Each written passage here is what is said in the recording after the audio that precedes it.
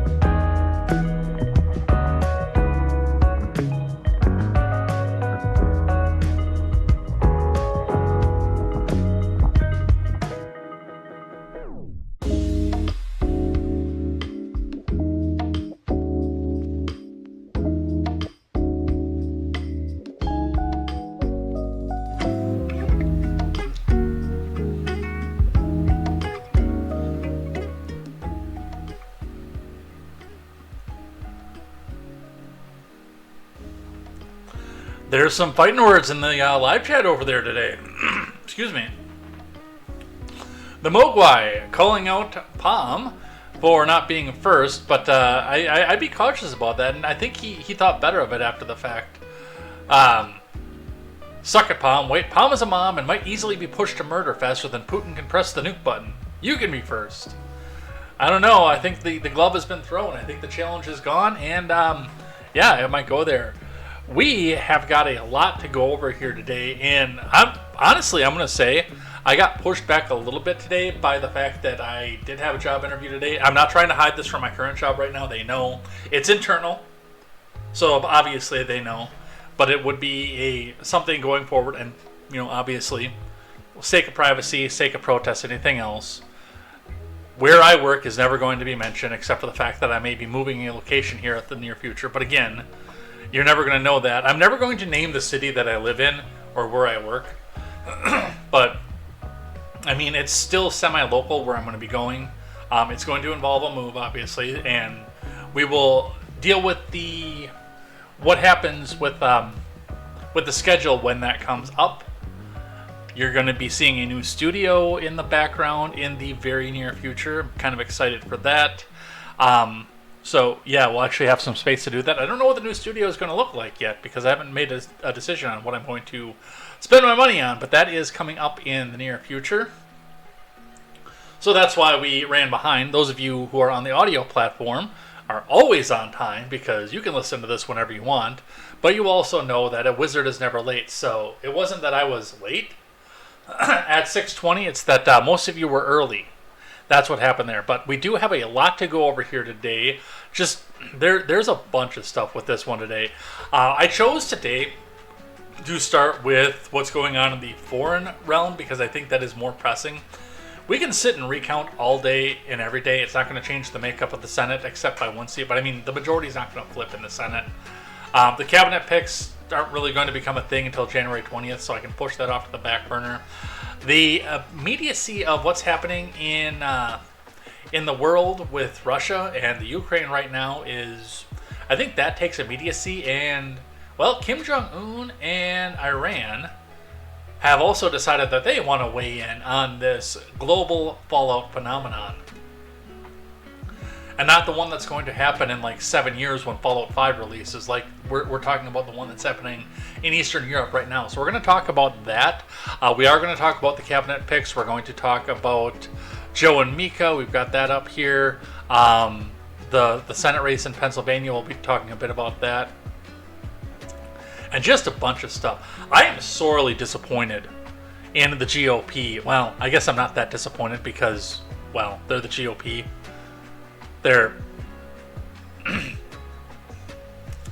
quite dumb, and they haven't learned their lesson, and they are going to put the same bushy fucking trash in leadership everywhere that they can that the people don't have to vote for. So we'll be talking about John Thune later on. Not real happy about that, but I mean, it's interesting because we've got both Bernie Sanders and Hakeem Jeffries that are coming to Tulsi Gabbard's defense. I don't know what's happening in this world. The Mogwai brought up the gorilla that got shot, and we've gone complete topsy-turvy here, but we'll get into all of that as we go. I do hope that everybody enjoyed the song lyrics to one of my favorite all-time low songs, by the way, Toxic Valentine. Never got radio play for whatever reason. It's a great song. We've listened to it on things that I liked before. That's been one of the music videos I put up there and said, the fuck with copyright, I'm just going to put it up. So, we've got all that going here. Looks like we do have, the announcement. I made, and I have no idea how this is going to turn out, by the way. You'll notice the NPC is gone. He has done his service, and now he will go on to feed the people around. I don't know what I'm going to do with all the chunked pumpkin. I have no idea. I bet you it's going to be good, but I have no idea what I'm going to do with the chunked pumpkin that's frozen in the freezer right now. But the guts and the seeds and some of the chunks went into a pumpkin mead. This might turn out terrible, and I'm probably never going to know because I bet you if I drink that, I'm going to have the same reaction I have to squash. I am going to try a little sip of it, though, just to see what happens with it. But there's a pumpkin mead sitting there brewing, and I did some more hard cider, so I actually have to remember to order and send bottles over to Palm's house because I did it over there. Because, I mean, I never spend any time here anymore unless that's when I'm at my regular job, so why the hell would I make it here? Anyway, let's have a look here. Mog with his call out first. I heard Lindsey Graham was willing to go to Russia. He heard something about shirtless Putin and bears. Ba-dum-tsh. Putin now can launch nukes if McDonald's gets his order wrong. Yes. Yeah, I'll be talking about the doctrine. One fucking gorilla gets shot, and now we have Matt Gaetz AG. Not real impressed with that one. Palm is here. Maga says, I really do think someone keeps going back in time to correct something. That bastard keeps tap dancing on butterflies and things keep getting worse. It's an interesting theory. Yeah, the alcohol got moved around. Yep. That's at my house. Yeah. No, it's not in the glass yet. We got like a month before we can even think of doing that, but if it bottle ages for more than a year, it gets even better. So, well, the mead will. That'll need to bottle age for like a year or more. The hard cider we can have probably within a week of bottling it. Which reminds me, I've got to bring the corn sugar over too.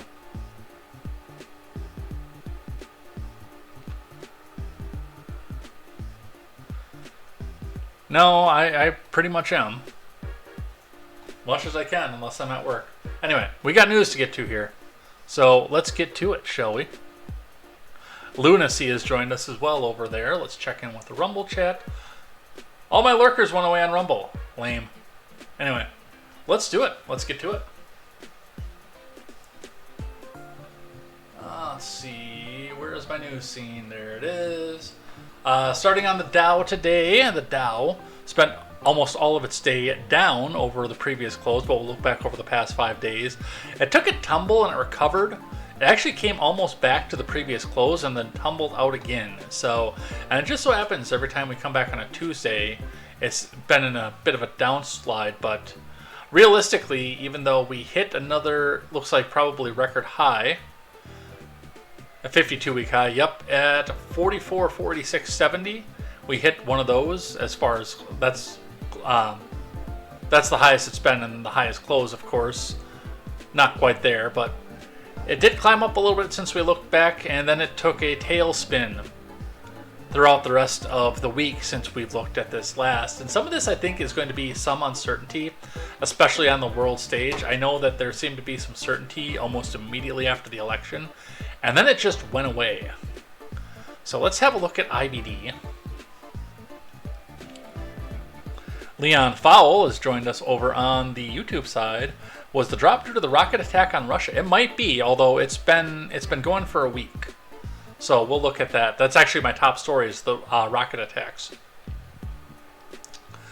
From Investors Business Daily, Dow Futures market rebounds bullishly. Nvidia reclaims buy point with earnings due. From Ed Carson. The Dow Futures rose slightly after hours, along with the S&P and the NASDAQ. The stock market rally shrugged off early lows due to Russia's nuclear saber rattling, closing mixed, but with NASDAQ solidly higher. Many leading stocks made bullish moves. Nvidia rebounded back above a buy point amid positive analyst comments heading into Wednesday's all-important earnings report. Fellow AI chip play Astera Labs also flashed a buy signal. On the futures, the Dow rose 0.2, the S&P rose 0.2, and the NASDAQ climbed 0.3. On the earnings, Powell Industries, AI-related play, reported mixed earnings after the close. Powell stock dove in late trading after jumping 8.1% in Tuesday's session. Early tomorrow, Target, TJX, Williams-Sonoma, Zim Integrated Shipping, Neo, and Wix are on tap. TJX is near a buy point, with Zim and Wix in buy zones.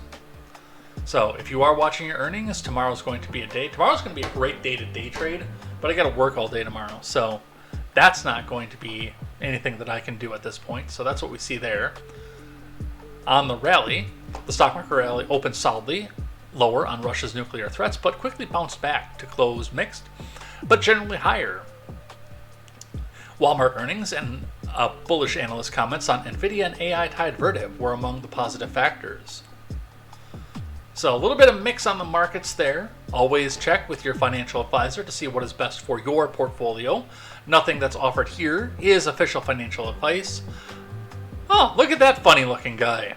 Let's talk about the main news of the day. The General over on X, that is at General MC News. Breaking. This is breaking as of the 17th, so 2 days ago. Ukrainian President Zelensky issues a threat to Russia after gaining U.S. approval to target Russian territory. Strikes are not carried out with words. Such things are not announced. Missiles will speak for themselves. They certainly will. Let's listen. The plan to strengthen Ukraine is the Victory Plan, which I presented to our partners. One of its key points is long-range capabilities for our army. Today, there's a lot of talk in the media about us receiving permission for respective actions. But strikes are not carried out with words. Such things are not announced. Missiles will speak for themselves. They certainly will. The plan to strengthen Ukraine is the Victory Plan. So, Couple things with that, and I mean, it was Sky News that was providing our translation for us, but it was fairly accurate. With that being said, though, when I saw the caption on there and I didn't see any subtitles, I actually thought that he was going to be issuing this in English, which meant that would have been for the benefit of Democrats wanting to rally in the streets in the U.S. Because let's face it, I don't want this fuckstick interfering in our political situation, no matter where we are in the process of it. He probably is going to at some point, but I don't want this fuckstick interfering in anything that it is that we're doing here. But with that being said,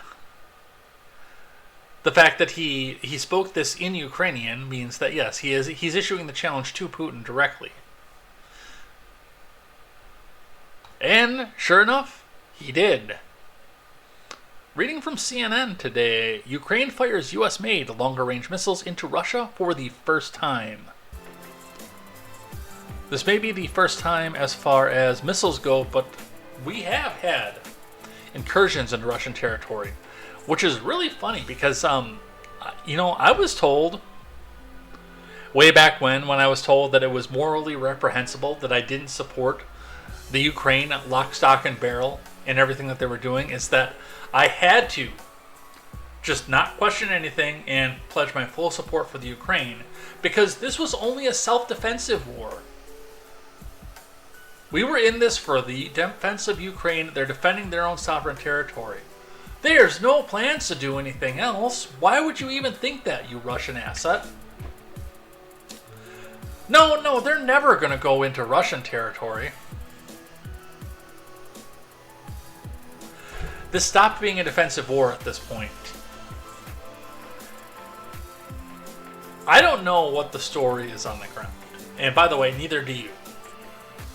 Whatever it is that you have been told is covered up in fog of war. We've had some glimpses into things, but again, with the Teixeira thing, which that guy just got sentenced to, with the Teixeira thing, we don't still have the full story. And I've seen the documents that Teixeira leaked out. And they were pretty damning for the administration if they're true. But again, we keep in mind the fact that we don't know if that's the case, because it seems that they were leaked out for a partisan manner. I'd like to see a full declassification of everything that's happening with the Ukraine, what it is we're doing and what it is that we're putting into it. But I mean, it's going to be 40 years before I see any of that shit.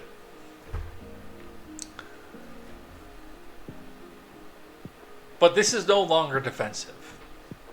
Ukraine fires U.S.-made longer-range missiles into Russia for the first time from Christian Edwards, Kostyatin Gak, and Lauren Kent over at CNN. Let's get the live chat back up here.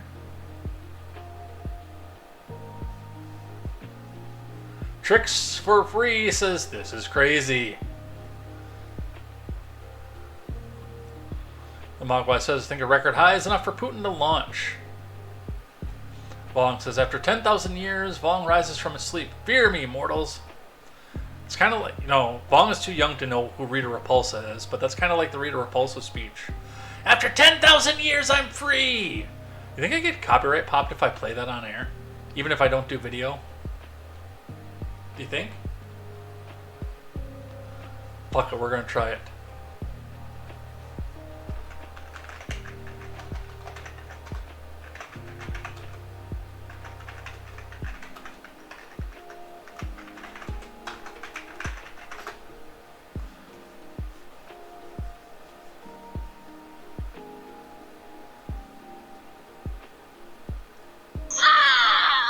After 10,000 years, I'm free!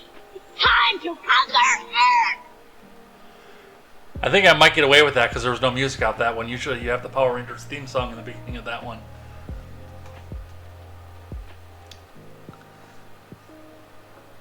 Alright, back to more serious stuff. Ukraine hit a Russian weapons arsenal with US-made ATACMS missiles that had fired across the border for the first time, according to two U.S. officials, in a major escalation on the 1,000th day of war. Now, in full disclosure, I don't know what ATCMS missiles are, so we're going to find out.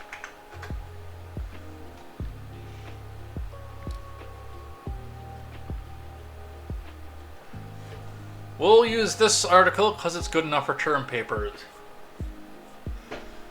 The MGM-140 Army Tactical Missile System, ATA-CMS for short, is a supersonic tactical ballistic missile designed and manufactured by the U.S. defense company Ling Temco Vought and later Lockheed Martin through acquisitions.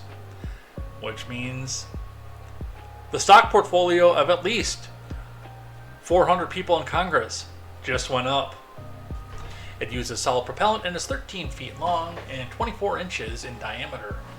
The longest range variants can fly up to 190 miles. The missiles can be fired from tracked M270 multiple launch rocket system, or MLRS, and wheeled M142 high mobility artillery rocket systems. The ATA-CMS launch container has one rocket, but a lid patterned with 6 circles like a standard MLRS rocket lid to prevent an enemy from discerning what types of missiles are loaded. So, a little bit of crash course in what it is that we as a country, the royal we of course, just signed off on sending over into Russia to start World War III. The attack came just 2 days after the Biden admin gave Kiev the green light to use the longer-range American weapons against targets inside of Russia. Russia's defense ministry said Ukraine fired 6 ballistic missiles at a facility in Bryansk at 3:25 a.m. local time, or 7:25 p.m. Eastern time. That is 6:30 p.m. in a regular time zone on Tuesday, and that the ATA-CMS missiles have been used in the attack. The attack marks the first time Ukraine has used the longer-range American weapons to strike targets deep inside of Russia. I don't know if that's true or not, because I remember that we talked about drone attacks, and then of course the finger was all pointed over at the Ukraine for the drone attack inside of Moscow and the Kremlin that tried to take out Putin. Although there are a lot of people that think a certain country across the Atlantic from the Ukraine also would have been behind that. I'm not going to name names because we're on YouTube.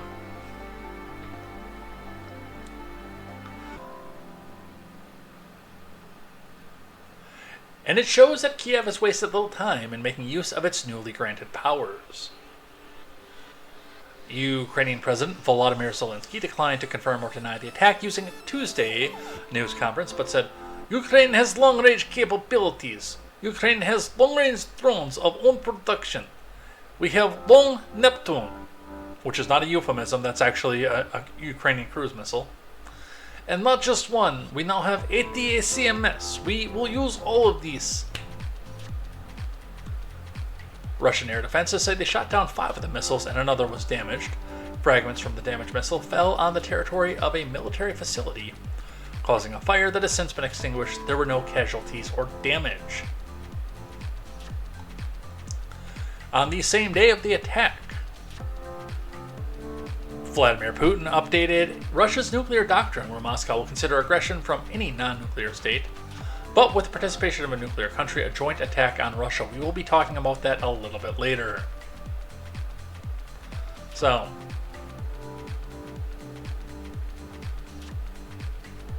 we did have, yes, the Ukrainian advance into the Kursk. That's one of the first runs into Russia. We've got a map up for those of you on the audio platform.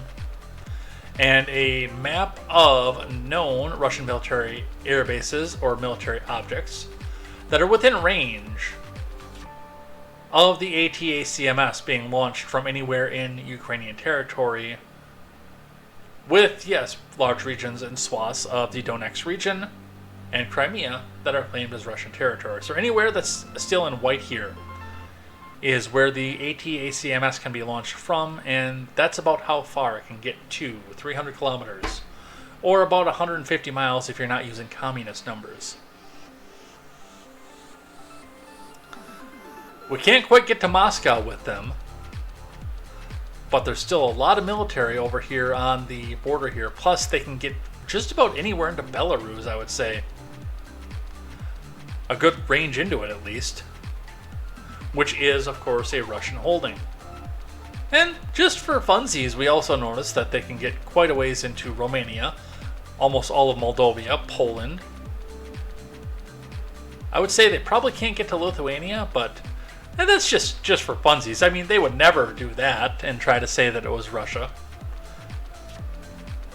So, yes, the rockets have fired. Let's watch the video.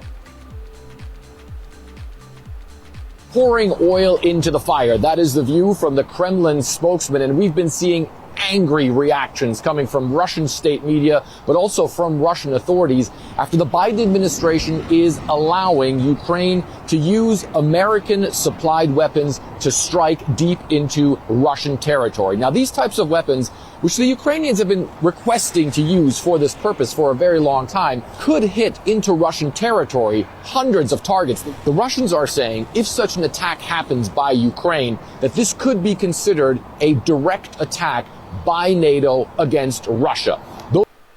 And he's not wrong. I mean, NATO possibly not so much, but, you know, who's the ringleader of NATO? And who's paying all their bills right now, too? The Mogwai says Bohr's plan was foiled by Moose and Squirrel. Launched nukes. Tricks for free, rather, says, I believe that everything the government tells me is mostly likely a lie. I would believe foreign media before the U.S. media. Your prerogative.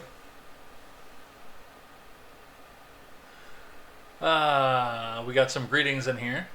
I hear weird audio. The source of winners, says Palm for Wikipedia. And like I said, it's good enough for term papers. Mogwai says, Goldar failed against the Rangers. Launch the nukes.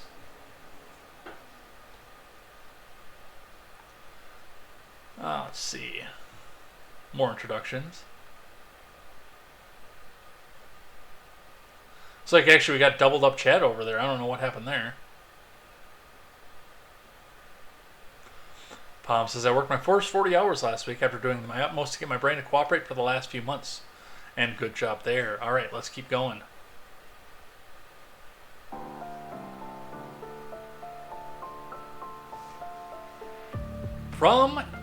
Oh, we got to change our voice for this one. Because we have confirmation from our country. And before we give the confirmation from the U.S. that the Ukraine fired long-range ATACMS into Russia for the first time, remember, hit that donate button because NPR is only 10% government funded, and those ad dollars don't go that far anymore. So hit that donate button because NPR needs to tell you that whatever the U.S. does, as long as Biden is in office, is good, and it's only to thwart the evil Russian-controlled Donald Trump. That's right. Hit that donate button because NPR is never printing reality. National Progressive Radio. Let's see what Charles Maines has to say on this one.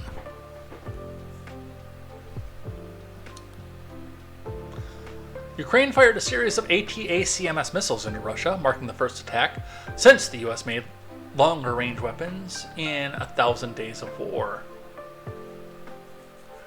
The U.S. official, who was not authorized to speak publicly, so anonymous source, which means the Mogwai's cat needs to come back and make an appearance, told NPR that Ukraine fired 7 U.S.-made Army tactical missile systems into Russia, striking a weapons depot near the town of Karachev in Russia's Bryansk region, about 70 miles from the Ukraine. The official said Russia shot down 2 of the missiles. Earlier Tuesday, Russia's defense ministry said the Ukrainian forces fired 6 ATACMS missiles into Russia, and that Russian air defense systems destroyed 5 of the missiles in mid-flight and damaged a 6th, whose fragments started a small fire on the ground. No injuries were reported. Zelensky did not confirm the attack, except that he did.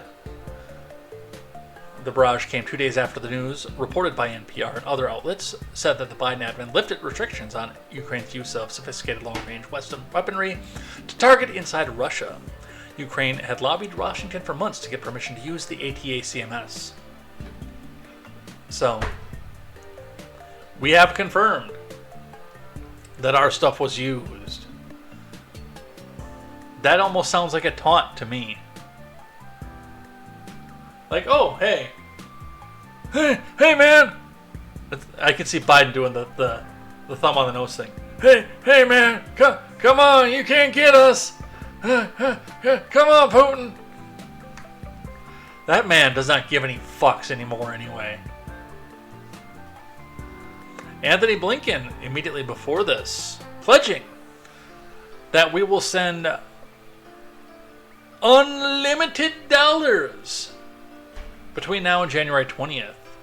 Eric Doherty, breaking Secretary of State Blinken, announces every dollar we have at our disposal will be pushed to Ukraine between now and January 20th when Trump takes office. Which, of course, makes me wonder, what do they have in there that they really don't want the West to see? Let's listen. As we're working to make sure that Ukraine has what it needs to effectively defend itself, the United States continues to step up. We've obligated just recently and pushed out the door another $8 billion in security assistance for Ukraine. That was in September. Another almost $500 million just a few weeks ago. And President Biden is committed to making sure that every dollar we have at our disposal will be pushed out the door between now and January 20th. Well, if that's not a challenge, again, I don't know what it is. Again, Biden gives zero fucks at this point. His hand-picked successor, Honk Honk, lost. They cooed him. I know that they cooed him. Just seeing the way that he's reacting to this one. Long says, ringleader of NATO, certainly not the U.S. They're threatening to kick the U.S. out if Trump stops letting Ukraine use it as an infinite ATM. I think the threat's going the other direction. You did not donate to NPR. Launch them. And the cat is laying down. Let's keep going. From the Associated Press, we'll cut briefly on this one because we already heard Blinken say it in his own words. Biden sending aid to help Ukraine keep fighting over the next year, Blinken says. From Samia Kulub and Lauren Cook. The Biden admin is determined in its final months to help ensure that Ukraine can keep fighting off Russia's full-scale invasion by, of course, sending Ukrainians to invade Russia next year, sending as much aid as possible so that it might hold Russian forces at bay and possess a strong hand in any potential peace negotiations, Anthony Blinken said on Wednesday. President Biden has committed to making sure that every dollar we have at our disposal will be pushed out the door between now and January 20th, when President-elect Trump is due to be sworn in, Blinken said. I mean, God forbid we use that in our own country, every dollar that we have at our disposal, which, again, the anti-government in me is shining through and saying, we shouldn't even have dollars at our disposal. Every single dollar that goes into their government and taxes should be earmarked and set in stone where it's supposed to go, because the government doesn't produce anything. Everything that they produce, they got from you. NATO countries must focus their efforts on ensuring that Ukraine has the money, munitions, and mobilized forces to fight effectively in 2025, or to be able to negotiate a peace from a position of strength, Blinken said during a visit to Brussels.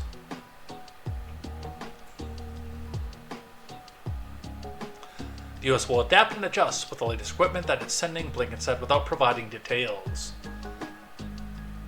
That's right, these people don't give a fuck about you, and they never have.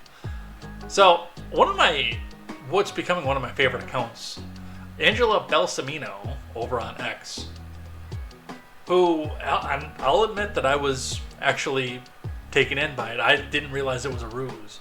But she does a parody of, this is what bold liberal women do. I'm 42 and childless. I'm a bold lib. The right hates this. That kind of stuff. But especially since the mask has been slipping a little bit on this one, I've realized that this is a parody account. But I did go back with the bold lib thing off of her. Her ex is, for the life of me, I can't figure out why the Biden admin would sign off on the launch of American missiles from Ukraine to Russia. Educate me. Now, of course, I understand why. It's because they're trying to embroil us into a war before the transition of power, because then it becomes the other guy's fault. But I did reply back with the shtick, of course. It's a thing a bold lib would do. Alright, let's get the live chat back up here.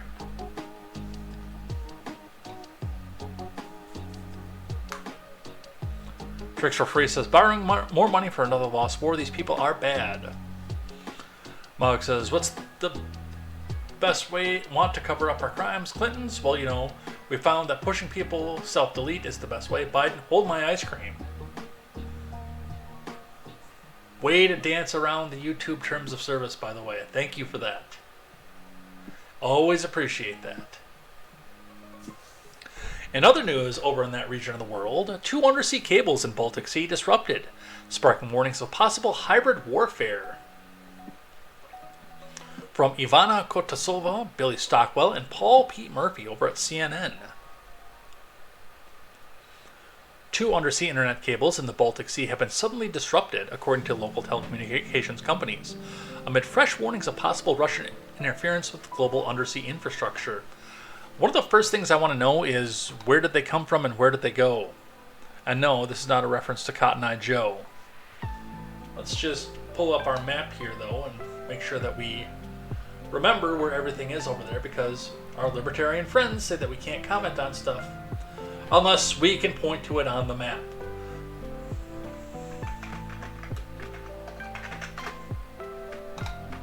So let's get the map up here. No, this does not mean a Thursday show, Mogwai. Alright, so this is... this does have a little bit of touch with Russia over in St. Petersburg, but for the most part, this is the Baltic Sea area that goes up to the Gulf of Botnus. It goes between Sweden and the Baltics, obviously. Estonia, Latvia, Lithuania. Touches Poland, Germany. So, like, one of my first thoughts when I saw this too, and I'll admit that I didn't know where this went, it was the fact that there was a severance of communications going between Moscow and the rest of Europe, but that wouldn't exactly be the case. I'm a little bit surprised that we don't have more of our stuff going satellite at this point, especially in Europe, First World Europe at this point, because undersea cable can be sabotaged.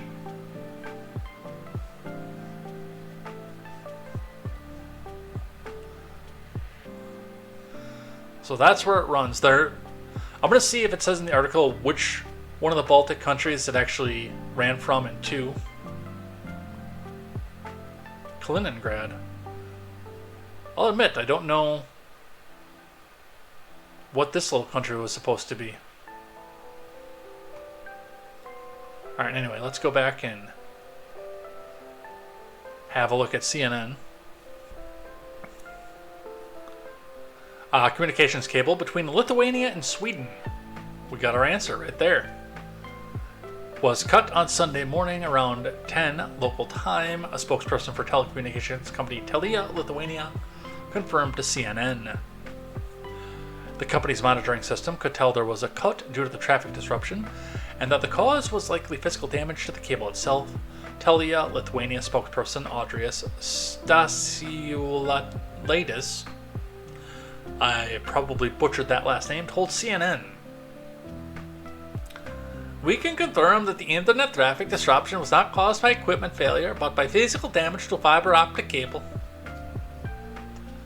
Another cable linking Finland to Germany was also disrupted, according to Cinia, the state-controlled Finnish company that runs the link. The Sea Line cable, only direct connection of its kind between Finland and Central Europe, spans 1,200 kilometers or 730 miles if we are not using communist numbers, alongside other key pieces of infrastructure, including gas pipelines and power cables.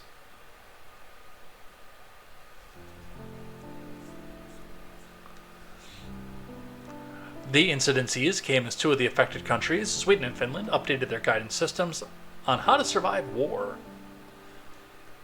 I'm going to tell you that right off the bat.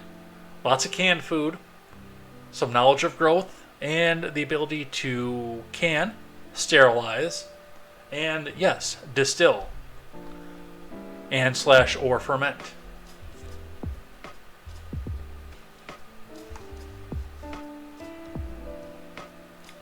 Things you should learn.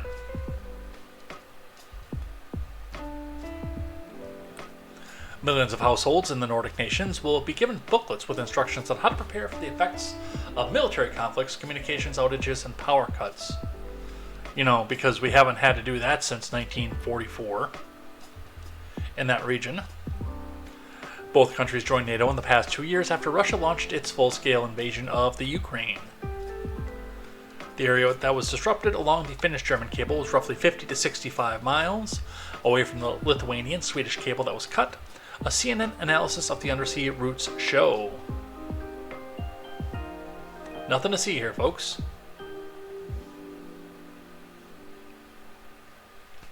It's unclear what exactly caused the fault at the Sea Lion cable. Cinia said in a statement that it's still being investigated.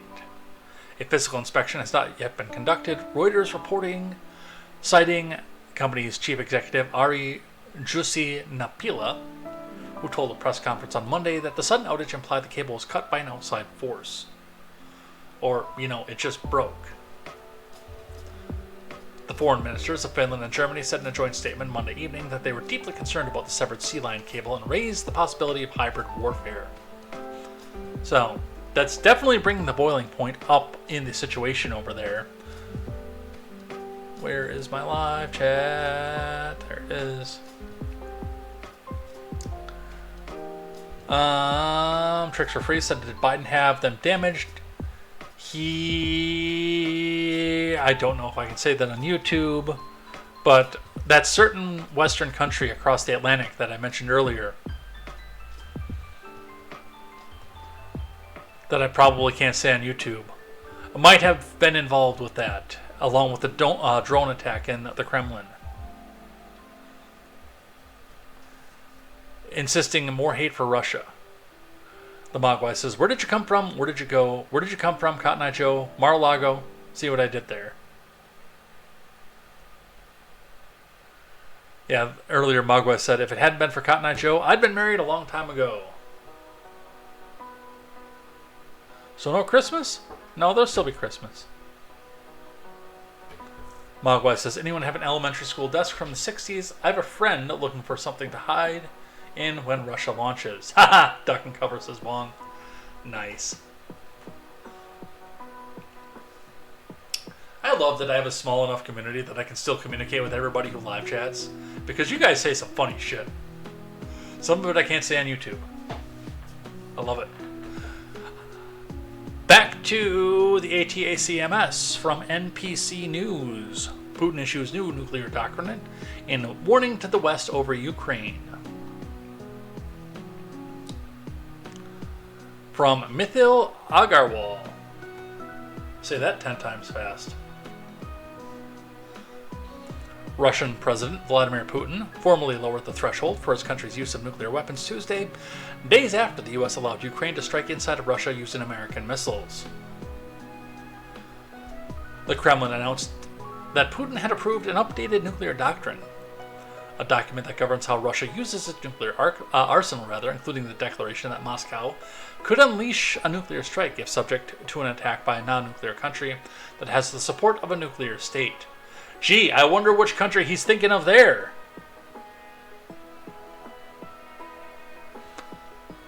The Russian Defense Ministry said Ukraine had carried out its first strike on the Russian territory using U.S.-supplied long-range weapons, hitting a military facility in the Bryansk region with an ATACMS missile.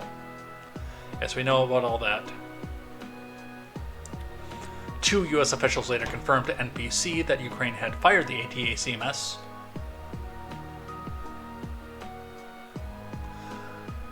Ukraine's military said it had hit a military arsenal near Karachev in Bryansk. We know that.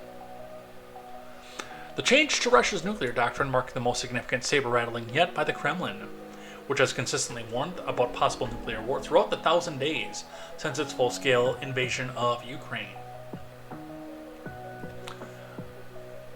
The nuclear doctrine update was required to bring the document in line with current political situation, Dmitry Peskov told the TASS state news agency in comments published early on Tuesday.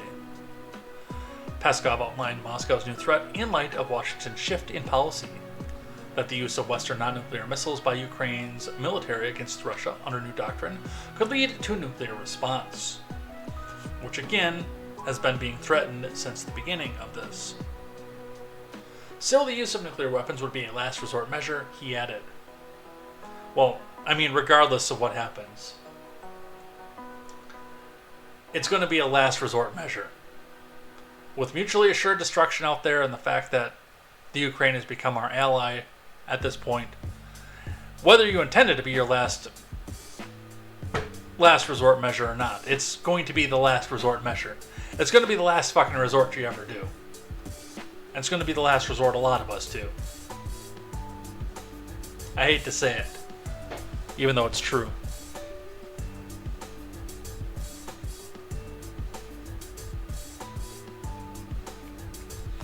A spokesperson for the U.S. State Department said Russia's change wasn't surprising. Since the beginning of its war of aggression against Ukraine, it has sought to coerce and intimidate both Ukraine and other countries around the world through irresponsible nuclear rhetoric and behavior, said Matt Miller of the State Department. Despite what Russia says, neither the U.S. nor NATO pose any threat to Russia, except for the fact that our missiles are now being used to go into Russia. Now, I am not Team Russia or Team Ukraine on this, although me not being Team Ukraine would lead a lot of people to say that I'm a Putin asset. Because that's where the rhetoric around this stupid-ass fucking conflict is going. Now, I will say, if you don't want the heat turned up on you, you do need to take that into account, the fact that you are in occupation of a foreign country right now. While I don't believe that it's our particular conflict that we should be involved in, I do understand the fact that yes, you are occupying a foreign country, as Russians at this very moment. Whatever that reason may be, whether it's because the particular region of the Ukraine petitioned for sovereignty from Kiev, and Kiev told them to fuck themselves, so they went to try to find an ally to help them take it, or whether it is an actual war of aggression. I still believe firmly in the former, because it's the only thing that makes any sort of sense for Russia to do, to be involved in. No matter what happens in any of this, we'll never get any proof of that from the State Department, I can tell you that, especially if that is the case. But you are occupying a foreign country right now, regardless. So the irony of you saying that another country helping and putting missiles into your territory is not lost on me. But there again, we don't know what's going to start getting launched over there, and Putin doesn't know what the Ukraine has of our arsenal, and frankly, neither do you, the listener at home. We do have Davy Crockett little mini nuke launchers in our arsenal, or have in the past. I don't know if we even still do or not. Mr. Putin has no idea whether or not we have those over there, and again, frankly, neither do you. Where they can start launching stuff into Russian territory. There are 1,000,001 other scenarios that are going on with that. Does that put Putin in the right for changing his military doctrine and his nuclear doctrine? No, it doesn't. But is it something that he's considering with his people up on the border? Yes, absolutely, of course it is. So, and no, this is not Fallout Friday. This is actually what's happening.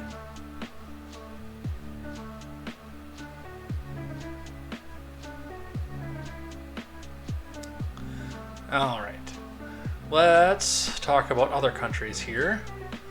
Let's go over to Iran. Let's check on what you guys are doing. Luna Seas says, I'm more concerned about the people that believe Biden is legit. Well, I hope that's not too concerning, because I'm one of them. I think that he was putting on an act for the last part of his presidency to fuck with the DNC for screwing with him. And I think that the DNC threatened his kid. The Mogwai says, I'm getting serious the day after vibes. If you haven't seen that film, do so. Palm, make a note of that.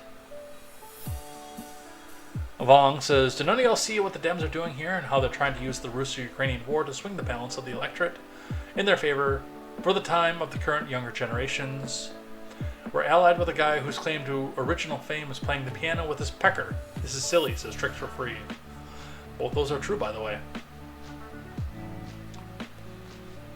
Bong says, I took piano lessons for many years as a kid, and I agree with the Mogwai. That's pretty dang impressive. Ridiculous, sure, but still impressive. Bong is telling us Wind Waker music. The Great Sea is what I have going on right now, according to this. Mogwai says, Jerusalem, we will start World War III with our actions in the Middle East, Ukraine, hold my vodka. I will admit, I like Ukrainian vodka over Russian vodka. I don't like a lot of stuff that comes out of the Ukraine, but I like their vodka. It is good. It is a good vodka. It's a solid choice.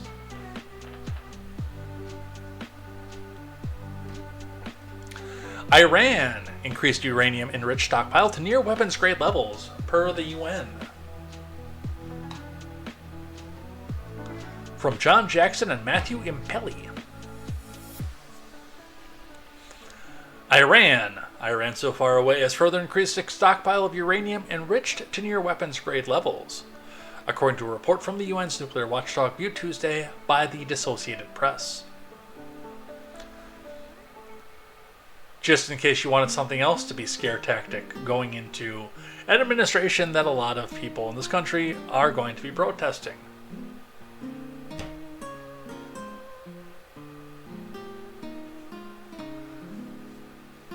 Yeah, I watched that fight last night. That's my first boxing match ever. I watched all 4 fights that night. But those, were my first 4 boxing matches I've ever seen. Outside of Mike Tyson's Punch-Out. I like the sport. I actually enjoyed it. There was a lot of strategy to it and some really good athletes. Even if a lot of them were just social media stars.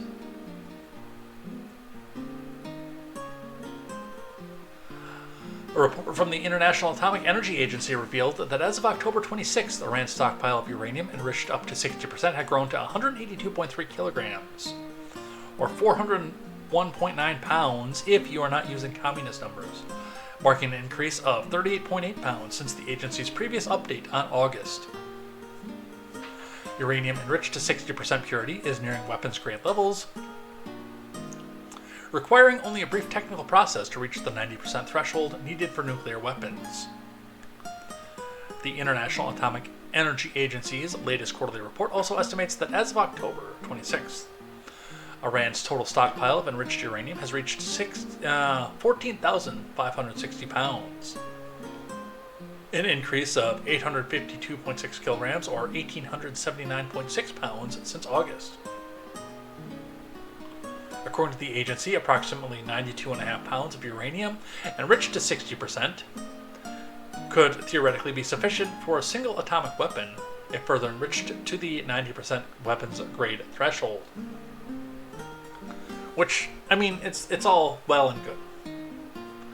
I'm not thrilled about the fact that the Islamic Revolutionary Guard Corps has access to enough nuclear material to make an atomic bomb. But I sleep well at night remembering the fact that they don't have a fucking way to deliver it. There's no ICBMs in the Ukraine. Or, I'm sorry, in Iran. There's no ICBMs in Ukraine either, but there's no ICBMs in Iran. They can't just haul off and hit New York City from where they're at. And if they tried to transport that stuff over the seas, I'm pretty sure they'd get caught. To try to launch it from Venezuela or something, and I don't think that they could do that and get it over here either. They can barely get anything inside of Israel. They've got to come a long way on technology before that's going to be a threat to us or our children or our grandchildren.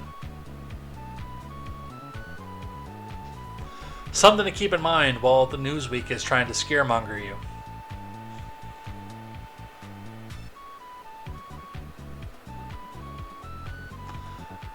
Back on the Russian front, from Business Insider, Russia's dropping millions on pay for up to 100,000 North Korean soldiers. They're unlikely to see much of it. From Mia Jankowicz. No, that fat fucker's going to be the one that sees the most of it. Russia's pouring cash into the deployment of up to 100,000 North Korean soldiers to help its war efforts. but the soldiers themselves are unlikely to receive any of it, analysts on North Korea say. Instead, Kim Jong-un and his associates could pocket much of the money.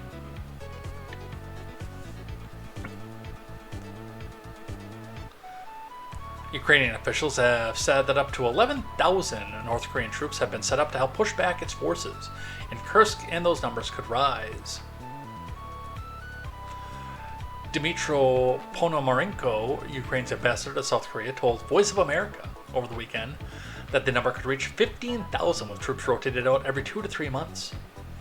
That could mean about 100,000 North Korean soldiers serving in Russia within a year, he said. Anonymous sources, Mogwai's cat, familiar with the assessment of some G20 nations, also used a 100,000 figure in conversation with Bloomberg. Again, we're sitting at a point where this is all well and good. I don't see this war being still going on within a year, honestly. And the other end of this is because there's been such a media blackout in North Korea for as long as there has. These soldiers here that are out here training are being exposed to porn and hookers for the first time in many of their lives. Eastern European hookers on top of it. I don't see this being an effective fighting force.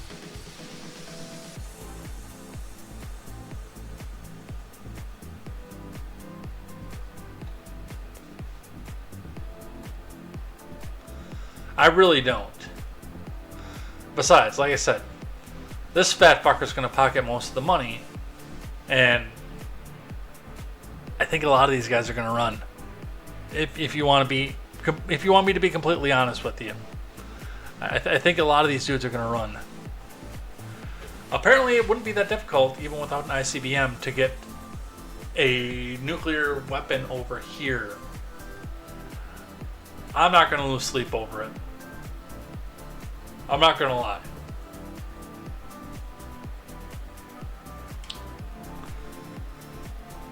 Vong says, why would anyone watch boxing in the present day?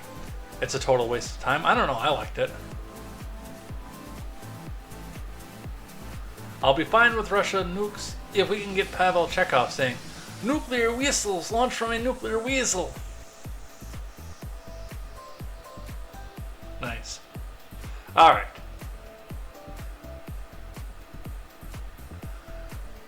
But on the little fat fucker front, from the Associated Press. By the way, just a reminder, Kim Jong-un and I are the same age. I think I'm a little bit older than him by a few months.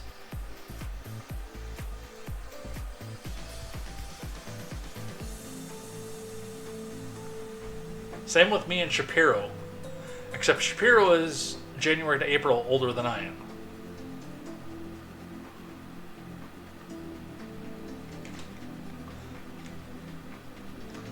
I don't think, seen any of the Star Trek films. No, I've seen one of the Next Generation ones, and that's it.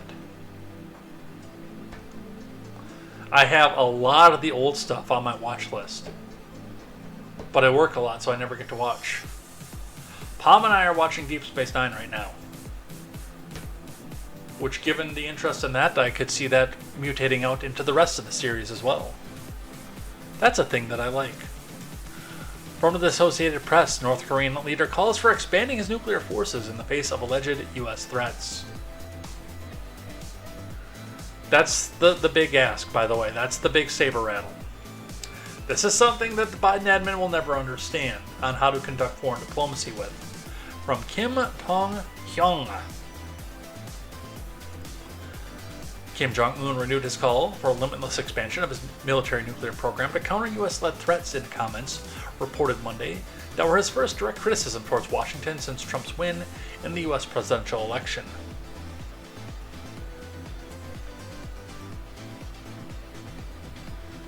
At a conference with Army officials on Friday, Kim condemned the U.S. for updating its nuclear deterrence strategies with South Korea and solidifying three-way military cooperation involving Japan, which he portrayed as an Asian NATO that was escalating tensions and instability in the region. You know, unlike you firing missiles off over U.S. allies constantly. Dumb shit. Kim also criticized the U.S. over its support of Ukraine against a prolonged Russian invasion. He insisted that Washington and its Western allies were using Ukraine as their shock troops to wage a war against Moscow and expand the scope of U.S. military influence, the North's official Korean Central News Agency said. And again, no, that's not quite what's happening.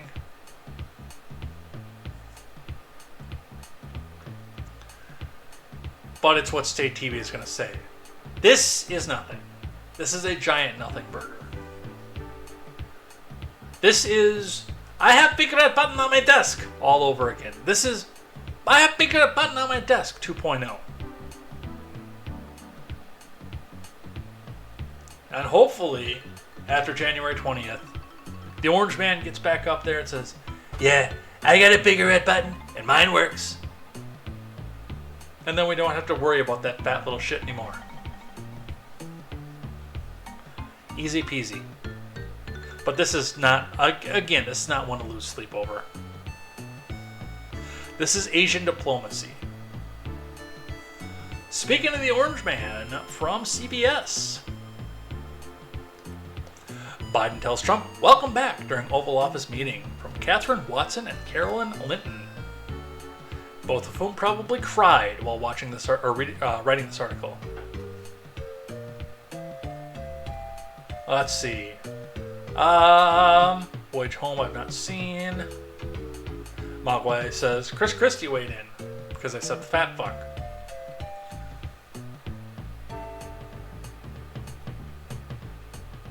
There's an, oh yeah, that's what it was. Bong says, I'm betting the majority of the pay going to North Korea will be in the form of Eastern European women, not Eastern European money. Yeah, I said Eastern European hookers earlier. Knowing the invention we have now, Star Trek 4 is a trip.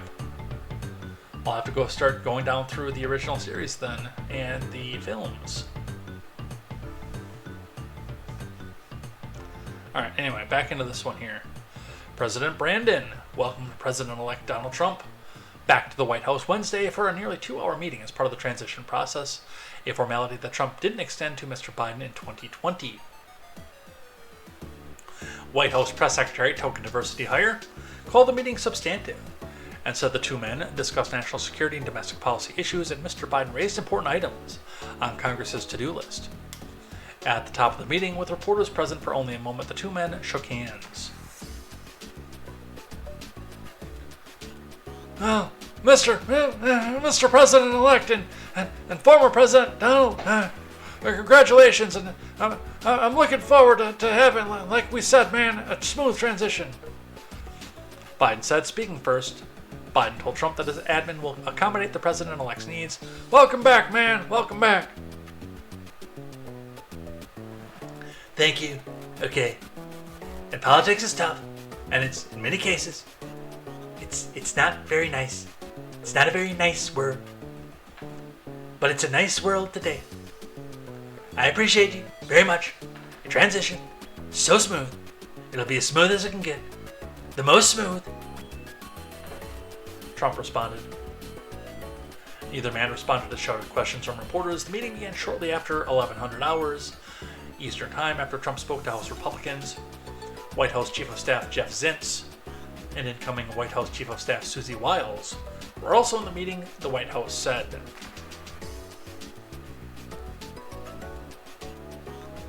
God, they're old. The gerontocracy always wins.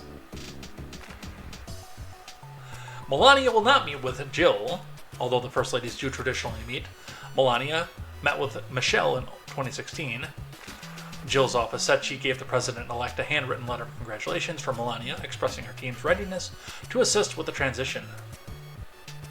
Well, in fairness, from Melania's eyes, and I don't think that it was Biden that was behind it. I think there was something bigger going on there, but in Melania's eyes,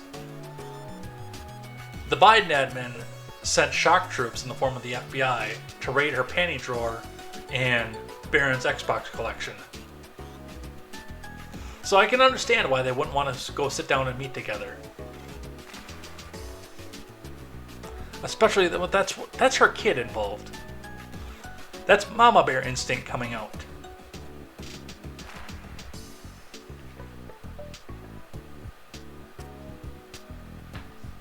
Bong says it's a shame Trump didn't correct him and say, "Excuse me, it's not Donald Trump, former president and president-elect. It's Donald Trump, once and future president."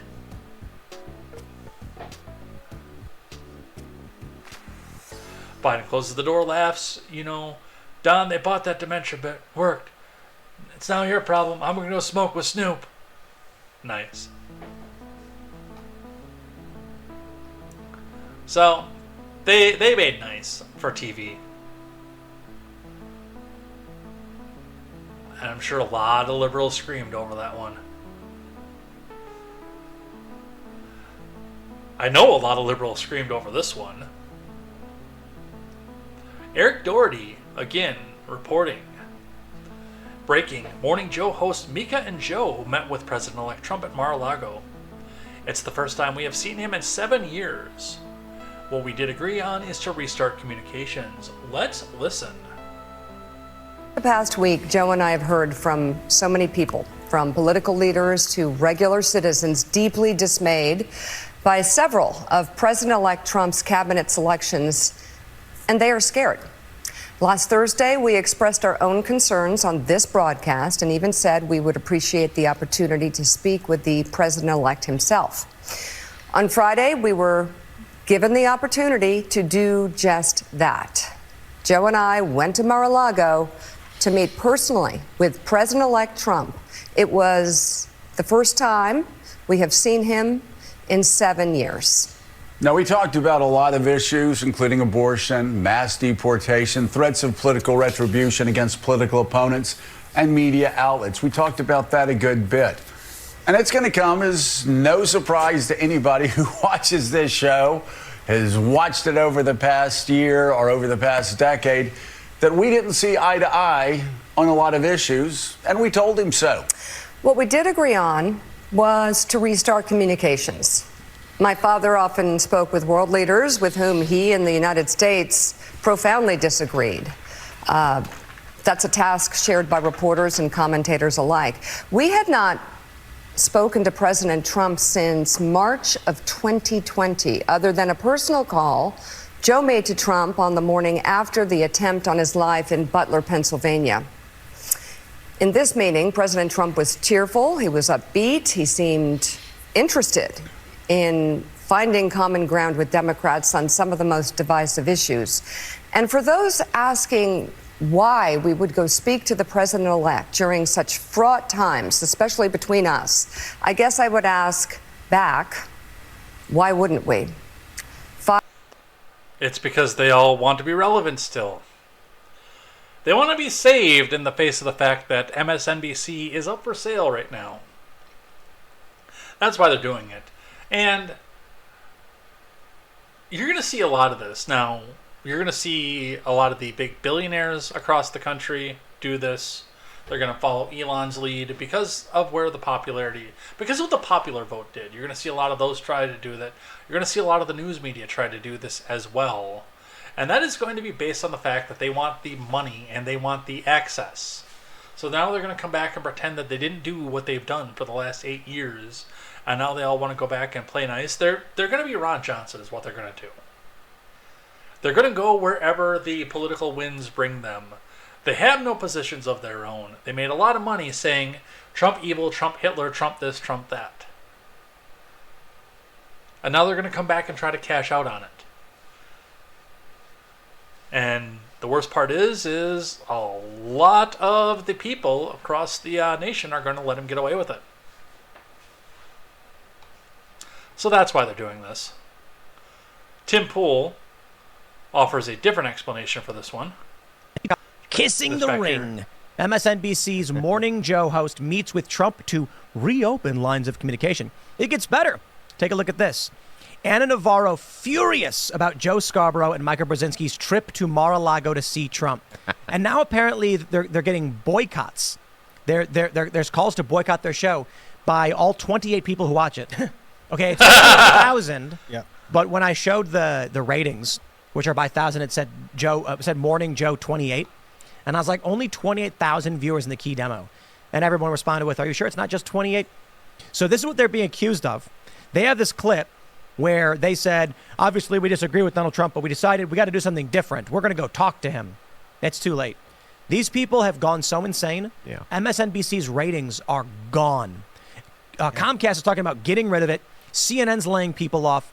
The View is trying to hire a pro-Trump personality. That's the report that's coming out. This is why I think optics really does matter. There are regular people. I think most people are divided, but I think a default liberal, the average default liberal, is only going along with the left because they think that is the mainstream. So I was saying before the election, the reason that we have to win the popular vote is so that we can tell every single leftist you're on the wrong side of history. Yeah. All of a sudden now, we're seeing And Bill he Maher got comes cringe. out and he's like, oh, the left, they make me so mad. Democrats are snooty. It's like, oh, really, Joe? Really, Bill? You were saying Trump couldn't win 3 weeks ago. Now he's all of a sudden like, oh, I can't believe it. Now you got Seth Moulton coming out after the election saying, look, I'm concerned about a male athlete or former male athlete running over my daughters, and I'm supposed to be afraid to say that. He couldn't say it before the election. Here's my favorite is Ezra Klein. After the election comes out and says, all these people are saying that, when you hear crime is up or the costs are up, that's Fox News. Shut the F up. I live in New York. I talk to people. They are pissed. They are experiencing this, and I'm loving it. Ezra, where were you before the election to say these things? They didn't say it because they genuinely believed that the establishment was in control, and so they were going to say whatever they had to say. For good reason. Yeah, For good reason.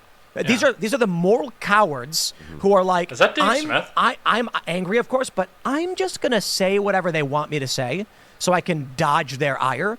Then Trump wins the popular vote. Now, all of a sudden, these people are coming out being like, well, Trump was right the whole time. I mean, I was always for Trump. But isn't this Kissing?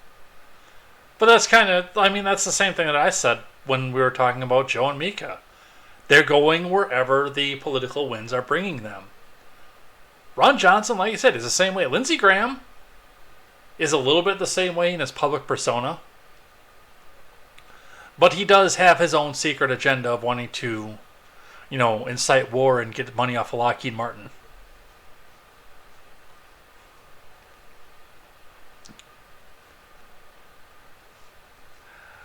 But as Tim pointed out, yes, we're going to get pushback now. From The View, I got a couple View clips today. Sonny Hostin, Morning Joe went to Mar-a-Lago to kiss Trump's ring. From Daily Wire News. And we'll skip down to the video. I'm just going to read a bit from this article. Sonny Hostin, a far-left co-host of ABC's The Single Viewpoint, slammed the co-host of MSDNC's Morning Joe for going to Mar-a-Lago to try to curry favor with President-elect Trump. It was the first time they'd spoken to him in 7 years after they had repeatedly attacked him, including comparing him to Hitler. The show has been so rabidly hostile to Trump that MSNBC pulled it off the air the day after Trump was shot because the network was reportedly worried on what might be said on air. I know, I wanted to see it. Let's listen.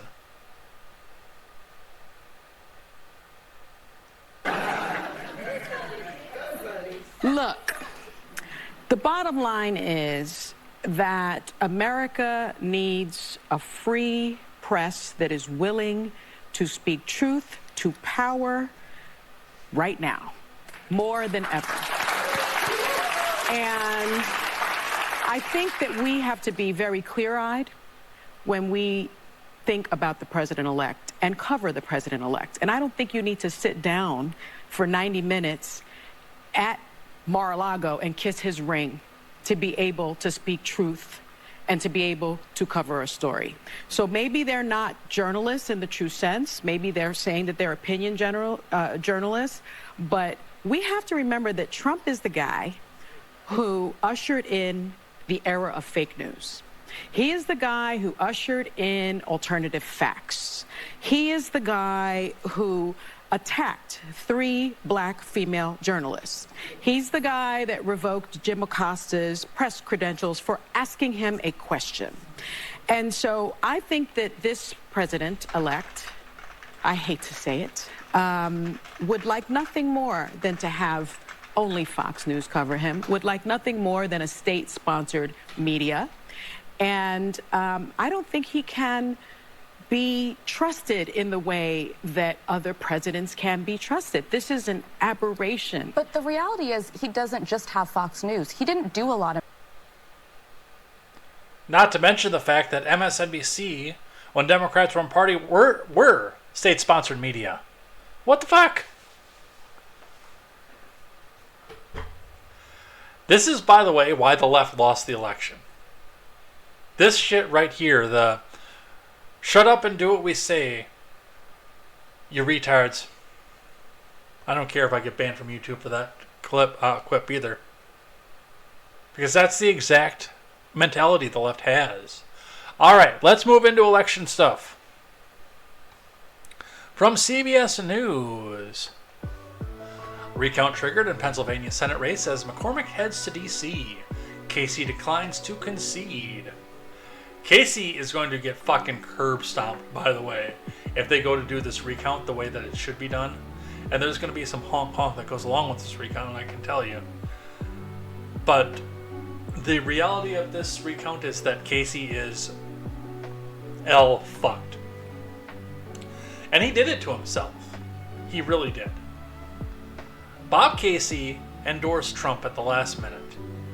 And I'm sure that there were a lot of people that were asking if they could change their votes at the very end. Because I'm sure a lot of people early voted for him before he did it. From Dan Snyder, Liz Crawford, Laura Fay, Casey Coon. Senator Bob Casey is not giving up on retaining his U.S. Senate seat. The three-term Democrat is currently locked in a tight race with Dave McCormick, trailing the Republican by just over 29,000 votes as of 1600 hours on Wednesday. This is November 13th. CBS News has not issued a projection in the race, in spite of the fact that there's not enough votes to cover the 29,000 margin. Pennsylvania Secretary of the Commonwealth Al Schmidt announced Wednesday afternoon that an unofficial result in the race have triggered a statewide recount. That's because vote totals for McCormick and Casey are within a 0.5% margin, which triggers a statewide recount under state law. According to the Department of State, as of 1600 on November 14th, Casey received 48.53% of the vote with 3,359,086 votes, and McCormick had 48.9% with 3,385,115. Counties must begin the recount by November 20th, the announcement says. Counties must finish the recount by noon on November 26th and report the results to the Secretary of the Commonwealth by November 27th at 12 p.m. In a live stream press conference, Schmidt shared more details about the recount. Counties will begin the recount as soon as they finish counting all the votes the first time, he said. As of November 13th, there were about 80,000 ballots left to be counted, for whatever reason. That includes 20,000 mail-in and absentee ballots and 60,000 provisional ballots. During the recount, Schmidt said the counties will use a different method or different equipment to tabulate the results than they used in the initial tally to identify any potential issues. So, there is that, but there are twists to this one. From the Hill, Pennsylvania Supreme Court rebukes Democratic election official who counted undated mail ballots. That's right, because they have ruled that they have to have a date on them. They have to be postmarked by Election Day. And anything that's postmarked after that cannot be counted. Weird, huh? From Zach Schoenfield. The Pennsylvania Supreme Court on Monday rebuked Democratic-controlled elections boards that counted undated and misdated mail ballots, siding with Republicans and reiterating that such votes are invalid. Philadelphia, Montgomery, and Bucks counties voted to count hundreds of such ballots in recent days, despite previous rulings from the court that they cannot be included in this election. It's critical to the rule of law that the individual counties and municipalities and their elected and appointed officials, like any other parties, obey orders of the court, Justice David Wecht wrote, joined by Justice Sally Updike. in a terse concurring opinion. I'm sorry, that is Sally Updike Mundy. The ballot's relevance has particularly come into focus as Pennsylvania's Senate race heads to an automatic recount. David McCormick leads by just fewer than 20,000 votes, and Decision Desk HQ, the Hill's election data partner, named him as the winner last week. But incumbent Bob Casey has not yet conceded. He's still probably going to lose, though. In a 4-3 vote, the state's top court granted Republicans' request to use the court's rare King's Bench authority and immediately intervene to exclude misstated and undated ballots from the count. Casey's campaign intervened to oppose the effort. The three dissenters say that they would have allowed the lower courts to handle the Republicans' challenge to the normal course. Which kind of tells me that they didn't want to get involved in the first place.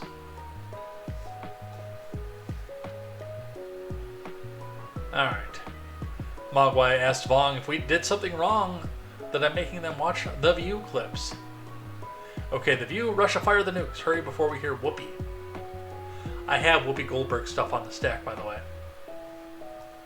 Lunacy tells us that every industry is state-run. Well, hopefully not, but I do see where you're coming from with that.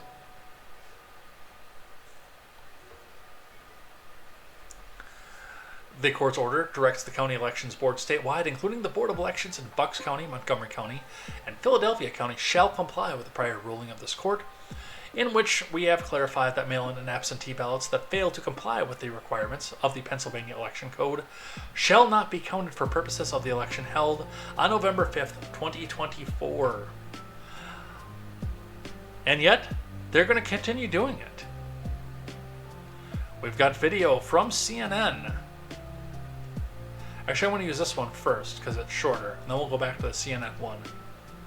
The Democratic Bucks County Commissioners just voted to count misdated and undated mail-in ballots to try to help Bob Casey, and one of them straight up says she knows it's illegal but simply does not care. Let's listen.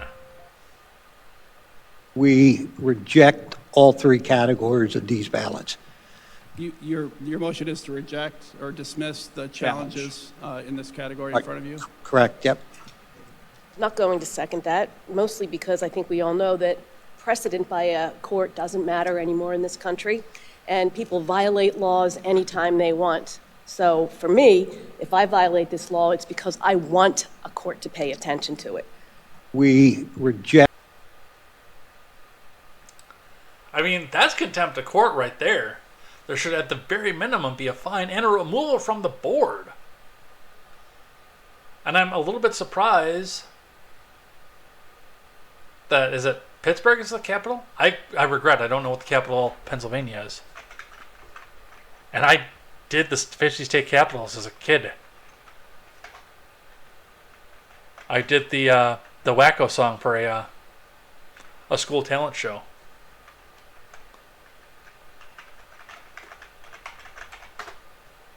Harrisburg. I thought it was Philadelphia. Yeah, can Harrisburg do something about this? I thought it was Philadelphia. I know that was the U.S. capital for a little while.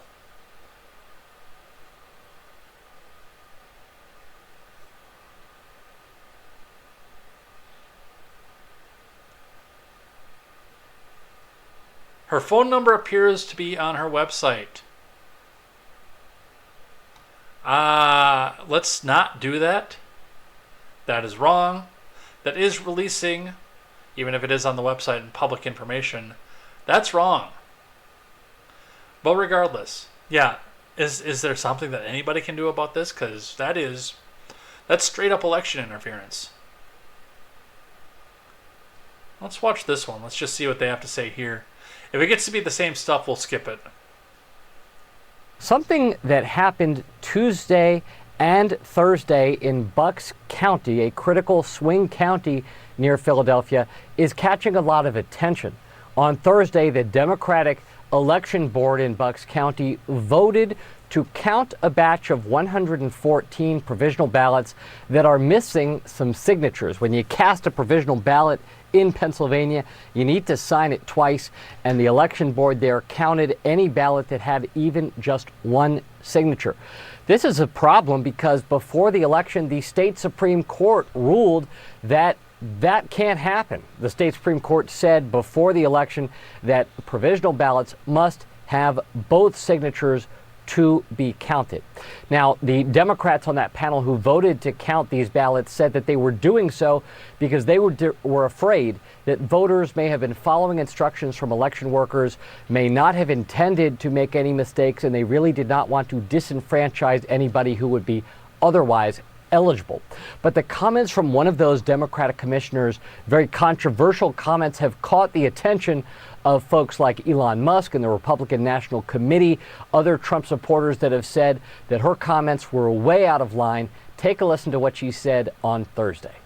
I'm not going to second that, mostly because I think we all know that precedent by a court doesn't matter anymore in this country, and people violate laws anytime they want. So for me, if I violate this law, it's because I want a court to pay attention to it. Now, look, everyone on all sides of this situation expects there to be possible litigation based off of this decision. So this was not the final word.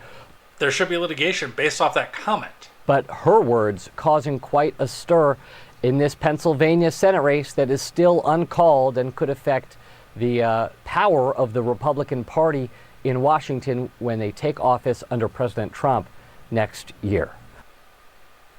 And Maggie, you have new report. All right. So, yeah, that's definitely something to pay attention to. All right, what else do we have? Josh Shapiro got involved with this one, too. Pennsylvania Dem Governor Josh Shapiro sides with state Supreme Court ruling not to count certain mail-in ballots. This, by the way, is purely 100% political. From Louis Cassiano.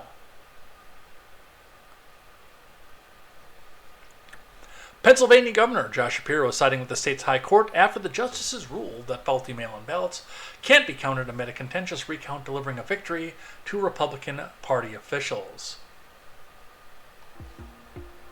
The state Supreme Court reaffirmed its prior decision in a 4-3 ruling Monday that counties cannot count incorrectly dated or undated ballots.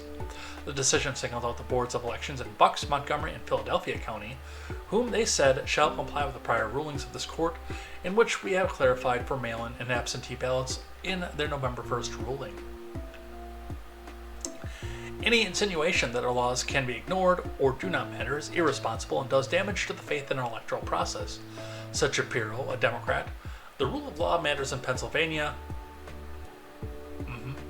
It's crucial for counties in both parties to respect it with both their rhetoric and their actions. As Governor Shapiro said, he would continue working to protect our democracy, which means Democrat hegemony, of course, and the votes of all eligible Pennsylvanians. Why is he doing this? Now, yes, Josh Shapiro would love, with a capital L, to see Bob Casey win this. To see McCormick sent packing and possibly kicked out of politics for the remainder of his life simply by the R next to his name. Josh Shapiro is running for president. And that's exactly what this comment tells me. The person who rightfully lost should concede the election.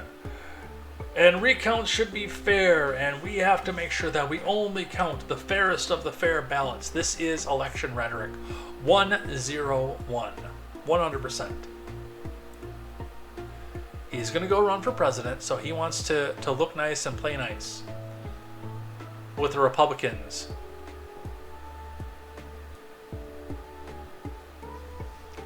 And the center left as well. Mark my words, he's going to be on the ticket next in 28. And if Democrats continue to not learn their lessons, they'll get curb stomped, and he will as well. I'm going to skip this one. But I'm going to keep this one because I thought it was funny. Elizabeth Warren performed worse than Kamala in Massachusetts. From Ash Shao. By the way, I'm saving this article and I'm going to send it to my friend that lives in Mass. Just because it's that funny.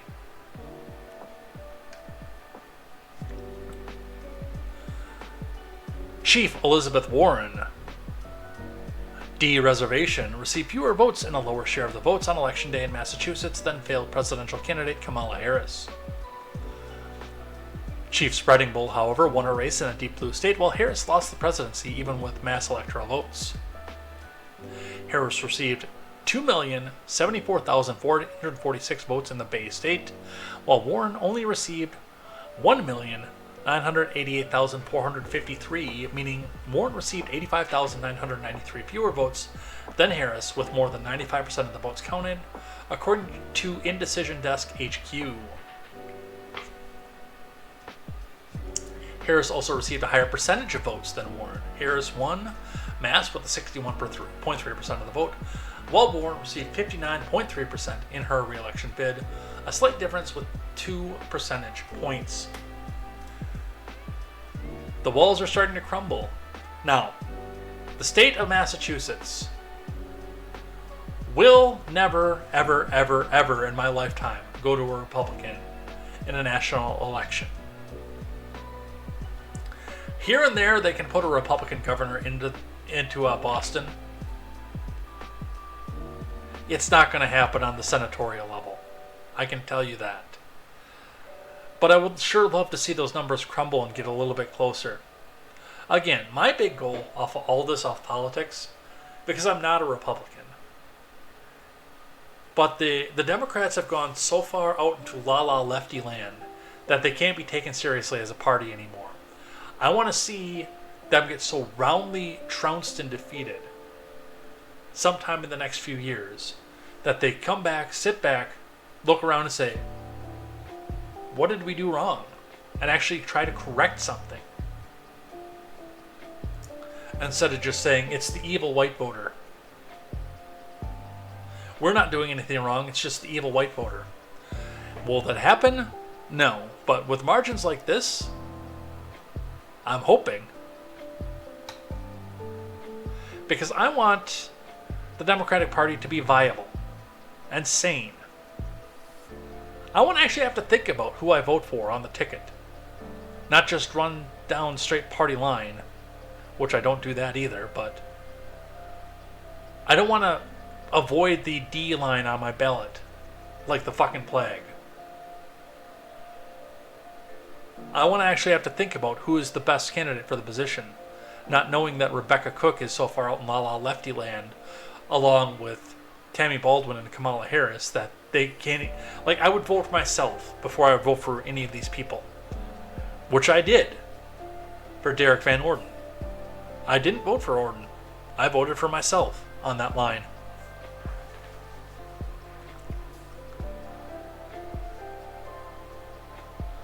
Because Orden is a fucking moron and a do-nothing. And Cook is even worse. Into the Senate race, John Thune of South Dakota is elected the next Senate Majority Leader, which means that the GOP has not learned their fucking lesson either. So I just point out to the commentary that's coming in on the Rumble side. Does that ever work? To just go in and launch a random Rumble video and have somebody click on it? Does that ever work in the middle of a live stream? I see that you're over there. No, I'm not going to click on either of those.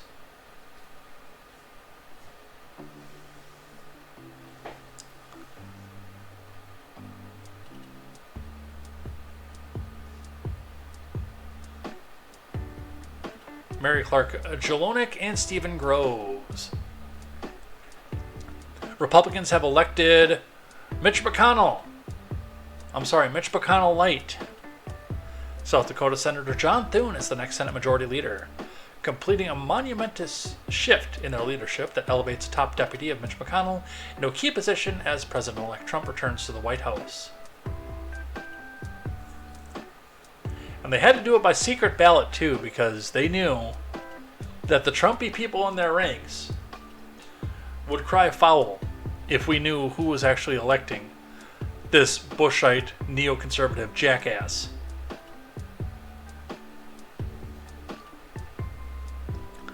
Thune, 63, is in his 4th Senate term and has promised to work closely with Trump. Yeah, I heard that from McConnell too, by the way. Despite differences the two have had over the years, and will be a crucial part of the incoming president's efforts to push through his policy agenda. The two spoke on the phone shortly after Thune was elected. The senator posted on X Wednesday afternoon, adding that Senate Republicans are excited and ready to go to work with the incoming president. Trump later congratulated Thune on his social media platform Truth Social. "He moves quickly and will do an outstanding job," Trump wrote. "I look forward to working with him." I wouldn't. He's a fucking slime bag. Thune beat out John Cornyn and Rick Scott by gaining a majority of support from the GOP senators in 2 rounds of secret ballots behind closed doors. Scott was eliminated in the first round. I kind of saw that one coming.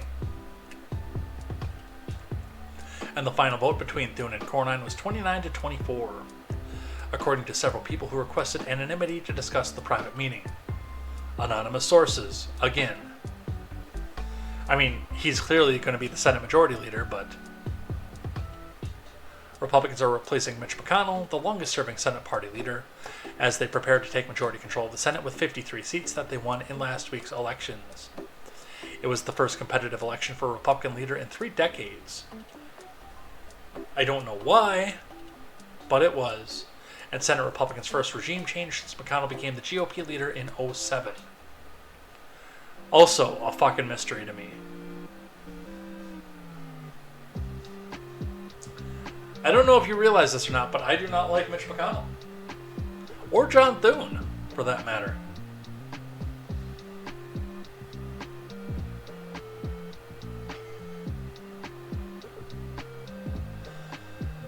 Let's talk about the cabinet, shall we?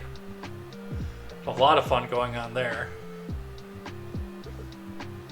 Alright, let's grab another one from our friends over at NPR and hit that donate button because NPR needs our money, comrade. In order to tell you that Tulsi Gabbard is a Russian agent and cannot be trusted with national intelligence. That's right, hit that donate button because NPR is still never printing reality. Trump names former Rep. Tulsi Gabbard for Director of National Intelligence. From Elena Moore and Greg Meyer, let's see what they have to say. President-elect Trump nominated Tulsi Gabbard, who has criticized American engagements abroad, to serve as Director of National Intelligence. Yeah, you should have seen the meltdown over this one. JoJo from Joyce! She was one of the first ones. He hired a Russian agent for Director of National Intelligence. Which she's not, and we'll talk about that in a bit. The former congresswoman from Hawaii has shifted her political allegiance in recent years, going from a candidate for the Democratic presidential nominee in 2020 to a stalwart Trump supporter and conservative media personality. I wouldn't call her conservative either, by the way. I still don't 100% trust her take on guns. Even though she's walked back the full anti-gunnery that she has enjoyed in the past. If confirmed for the role, Gabbard would oversee all 18 of the nation's intelligence agencies. In a statement Wednesday, Trump highlighted Gabbard's background as a former Democrat, saying, "She has a broad support from both political parties," also not true. Her political turn means that she's not likely to gain support from Democrats. "I know Tulsi will bring fearless spirit that has defined her illustrious career to our intelligence community, championing our constitutional rights and securing peace through strength. Tulsi will make us all proud. So proud."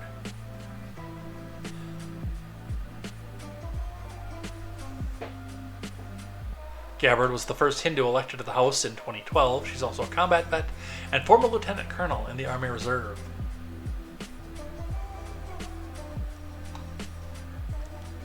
As the Director of National Intelligence, Gabbard would play a leading role in helping shape Trump's international playbook. She comes to the job having already played critical of Biden's response to the ongoing conflicts around the world. This administration has us facing multiple wars on multiple fronts in regions around the world and closer to the brink of nuclear war than we have ever been before, she said while stumping for Trump at a campaign rally, adding it was one of the main reasons she was backing Trump this year. So she is in, and Democrats are pissed.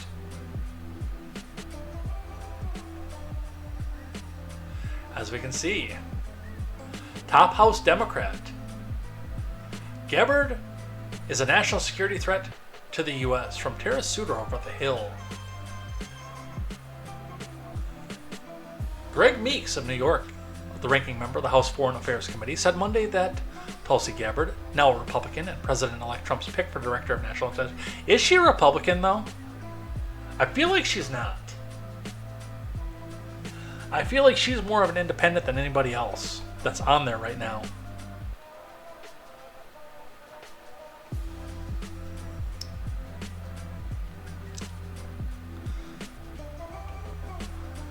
Is a national security threat to the U.S.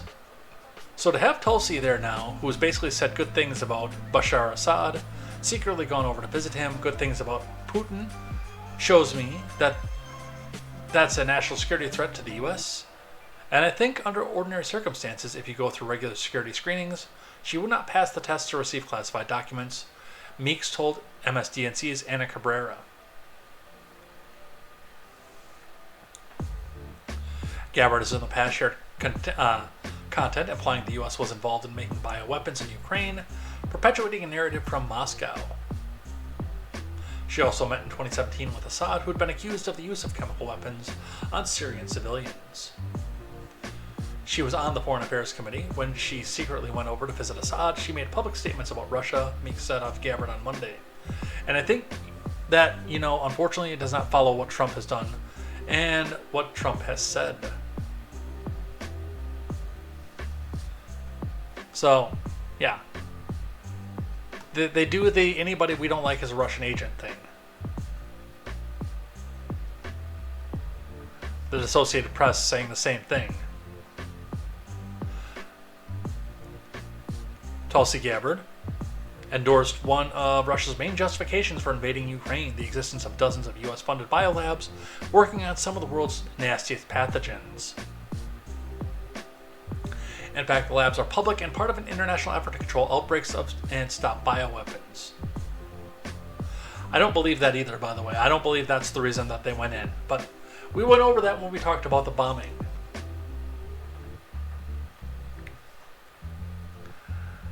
In a surprising twist, though, Bernie Sanders' defense of Tulsi Gabbard resurfaces as critics sound the alarm. Now, with Bernie being the one to come back out and say this, I will come and say that's probably not doing Gabbard any favors. And that is based on the fact that Bernie did spend his honeymoon in the Soviet Union. He is a socialist. He's a communist. And at least at that point of his life, he was a Russian sympathizer. From Mandy to Harry. A social media post from 5 years ago from Bernie Sanders, a Vermont independent who caucuses with Democrats in support of Tulsi Gabbard, has resurfaced amid Democratic criticism of President-elect Trump's decision to make her the Director of National Intelligence. Since winning the 24 election earlier this month, Trump has announced several cabinet and political nominations, including Gabbard as Director of National Intelligence.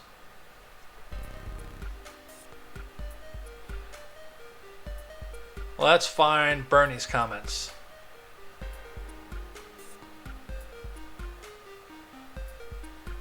There we go. This is from 2019, of course. At the same time, some supporters of the president-elect's national security pick have reshared a social media post from Sanders in October of 2019 that reads, Tulsi Gabbard has put her life on the line to defend this country. People can disagree on issues, but it is outrageous for anyone to suggest that Tulsi is a foreign asset.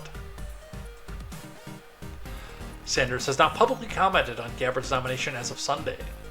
So that goes back 5 years, October 21st, 2019.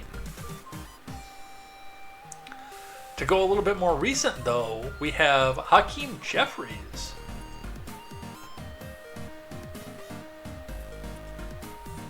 I said we have Hakeem Jeffries. There we go. Technical difficulties. Sorry about that. Hakeem Jeffries pushes back on his party, claiming Tulsi Gabbard is a Russian asset. From Ryan Saavedra. House Minority Leader Hakeem Jeffries pushed back on Sunday against members of his party who are claiming that former Rep. Tulsi Gabbard is a Russian asset. Jeffries made the remarks on NBC's Meet the Depressed with Kristen Welker when asked about Debbie Wasserman Schultz, saying last week that Gabbard was by most assessments a Russian asset. Let's listen. Let me ask you about another pick. President-elect Trump's pick for Director of National Intelligence, Tulsi Gabbard, of course, your former colleague in the House. Here's what Democratic Congresswoman Debbie Wasserman Schultz had to say about her just this week. Take a look. Tulsi Gabbard is someone who has met with war criminals, violated the Department of State's guidance, and secretly, clandestinely went to Syria and met with Assad, who gassed and attacked his own people with chemical weapons. She's considered to be essentially, by most assessments, a Russian asset.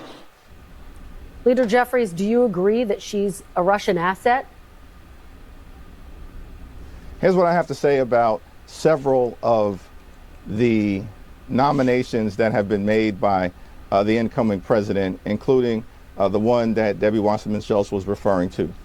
The incoming president, throughout the campaign, promised the American people that we would have the best economy, the best border security, and the best administration possible. The question that has to be asked, is this the best that we can do in the context of some of these nominations? Is this the very best that America has to offer for a moment like this with so many challenges that we confront? Of course not. America deserves better. Hopefully, we'll see the Senate Republicans do their job, scrutinize these picks, certainly confirm those that meet the basic level of qualifications, and reject others. Leader Jeffries, you're not willing to say she's a Russian asset? No, that's not how I would characterize her at this particular juncture, but I'm open to scrutinizing whatever information is presented to all of us, but this is going to fall. And that's the absolute right take, and I can't believe I'm saying that about Hakeem Jeffries, but yes, that is the right take. Yes, let's get in here. Let's do the scrutiny. Let's do it that way. Let's not just scream Russian agent until everybody takes off and runs. Hakeem Jeffries seems to have learned what cost them the election this last time through. For one that I arrogantly disagree with, Kristi Noem.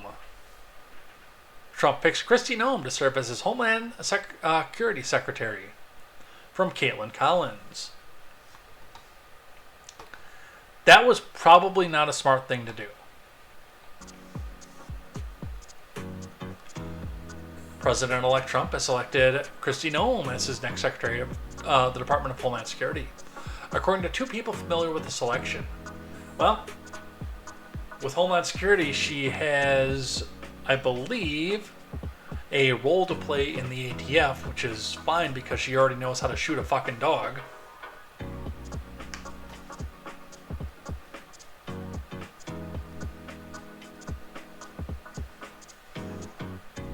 Christie's been very strong on border security, Trump said in a statement officially announcing the pick on Tuesday.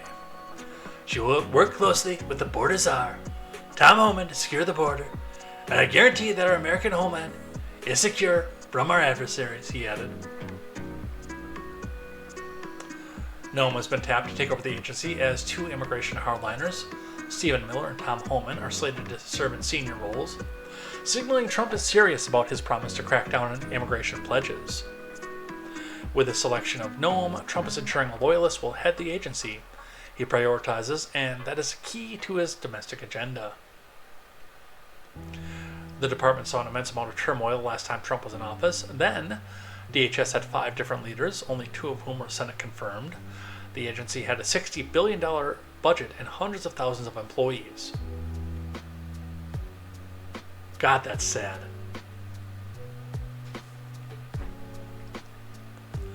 Noam, who previously was a South Dakota representative, will now be tasked with overseeing the sprawling agency that oversees everything from Customs, Border Protection, and Immigration and Customs Enforcement to the Federal Emergency Management Agency and the U.S. Secret Service.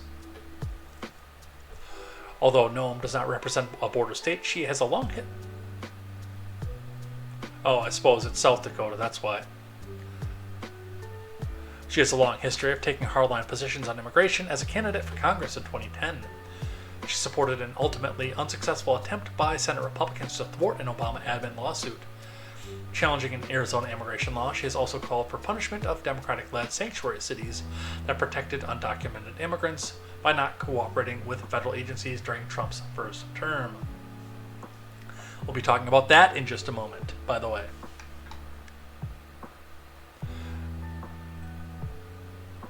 I am not a fan of this one.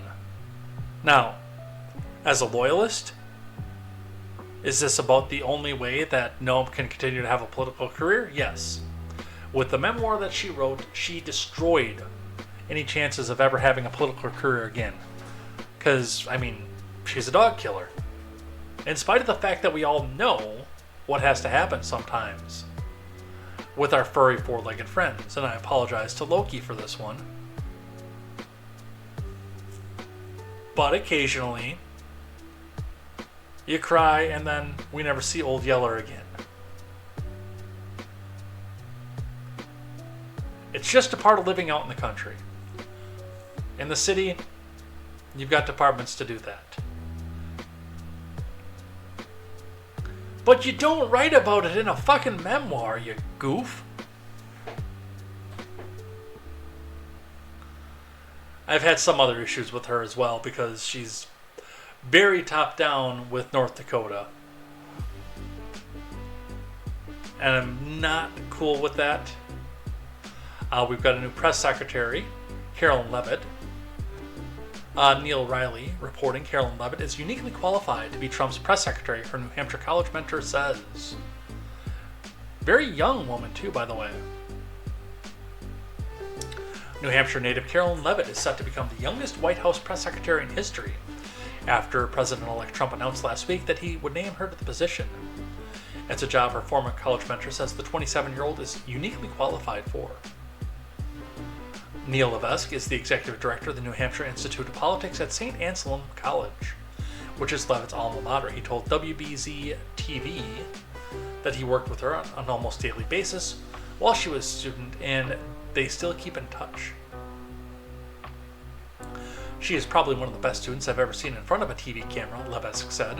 She answers questions with not only just razor-sharp answers, but she has an optimism, a sort of cheerfulness to her that I think sometimes catches people off guard.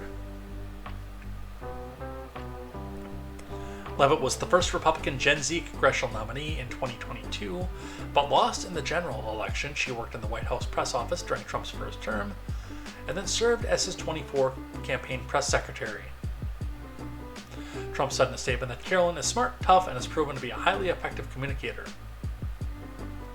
So, and I mean, she's been the one for the campaign already, though. So, I don't see a lot of issue with this one. I know that they're going to go try to pull out, like, with this, Jim Acosta is already sitting here. He's on his knees in CNN saying, please, please, please, dear God, let me be the press the press correspondent again for the White House. I'm going to tear this one apart. Although I'm pretty sure that's going to be the only chance that Jim Acosta is ever going to have a woman talk to him.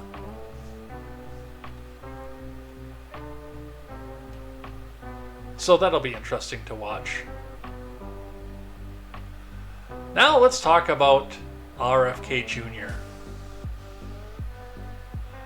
I got just a couple that I want to make sure that we get to on this one. We're going to run a little bit long tonight again, unfortunately. RFK Jr. is Trump's pick to lead the HHS. Here's what he could do with that power.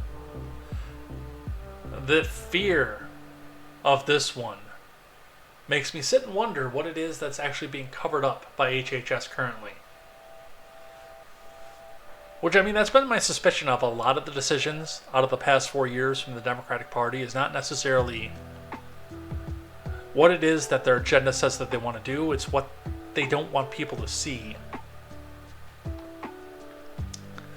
President-elect Donald Trump has tapped RFK Jr. to lead the Department of Health and Human Services, a selection that's raising fears in the public health community and leaving the biotech and pharmaceutical industries bracing for disruptions to drug development.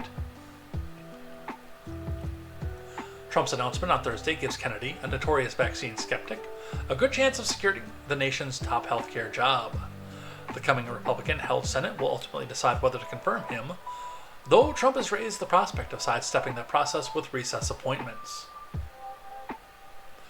If confirmed, Kennedy will take the reins of a $1.7 trillion agency that oversees vaccines and other medications, scientific research, public health infrastructure, pandemic preparedness, food and tobacco products. HHS also manages government-funded health care for millions of Americans, including seniors, disabled people, and lower-income patients who rely on Medicare, Medicaid, and the Affordable Care Act markets.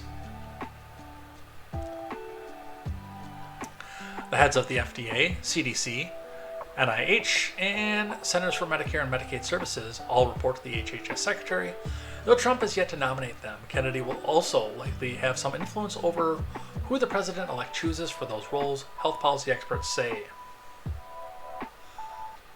Some experts told CNBC that Kennedy could elevate vaccine skepticism and deter more Americans from taking recommended shots, attempt to cut funding for entire departments at different agencies, and shift research and development towards more alternative treatments or disease areas of interest to him, among other efforts. Good.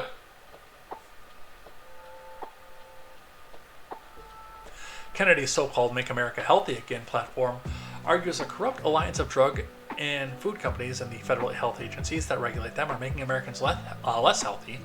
Kennedy has long contended that agencies that the HHS oversees need to reform or a sweeping overhaul, part of which could mean cutting funding, purging staff, and hiring new employees who share his often disproven views on health and science.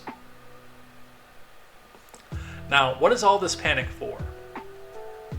They think that RFK Jr. is going to make everybody into an anti-vaxxer, is what I'm getting out of all of this. And they think he's going to come back out and ban vaccines. I don't think he's going to do that, though. I think he might take a crack at what's required by public institutions like schools, etc., in order to get in, but I don't think he's going to outright ban things. I could be wrong on that one. He did used to be a Democrat, and that was a big part of their MO, is banning anything that they don't like.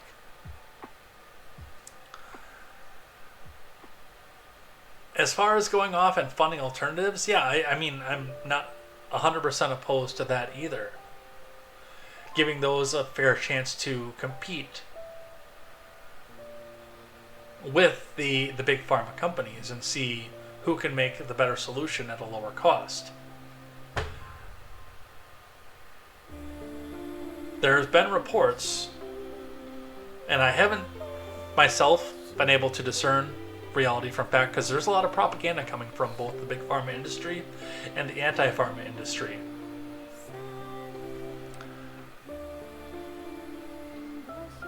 That both sides are evil. Each side is calling the other side evil. And there really hasn't been a competitive marketplace for both ideas to come to the top and decide who's best. I mean, one of the big things I credited the initial Trump administration for was the right to try bill, which is something that even with a vaccine skeptic in charge of HHS, I would like to see that same level of, I don't know, ability put out there. If people want to take both COVID vax, and then 150 different boosters every year. I think that's their choice. I think it's tremendously stupid. But if that's the only way that they can feel safe, that's between them and their doctor. My only question there, and my only ask to people like that is, don't make me take it. Because I don't believe in the efficacy of that particular vaccine. I've seen too many things that are questionable, and also keep in mind, and I know that this is something that Palm hates about me, is I barely take fucking aspirin. I usually just go with it and let whatever it is run its course. Sometimes I try to do something holistic, but I don't like taking a lot of chemicals. Throughout my life that have a side effect list that's 10.5 fucking miles long. Nor do I begrudge anybody who does feel the need to take that many chemicals. That's the other side of it. If that's what you need, you and your doctor have determined you need to feel healthy, that's between you and your doctor, again. Just don't ask me to participate in it. Now, what I know about Kennedy, I think that there is a chance that he could come back out to try to ban stuff because, again, he is a Democrat and they ban whatever it is they don't like. But I do feel that there's probably going to be more of a shift towards the position that I just described. If you feel that you want to take it, I'm not going to stop you. Unless I find absolutely concrete evidence that's going to kill you as soon as you put it in your arm. But I don't want you sitting out here trying to either A, stifle any alternative research, or B, trying to force your opinion and your medical decisions down someone else's throat. You see? You dig? And that is probably the most controversial. The NIH director right now says discouraging vaccinations is disturbing. Which I'm sure that the NIH director is getting a kickback from the vax companies as well.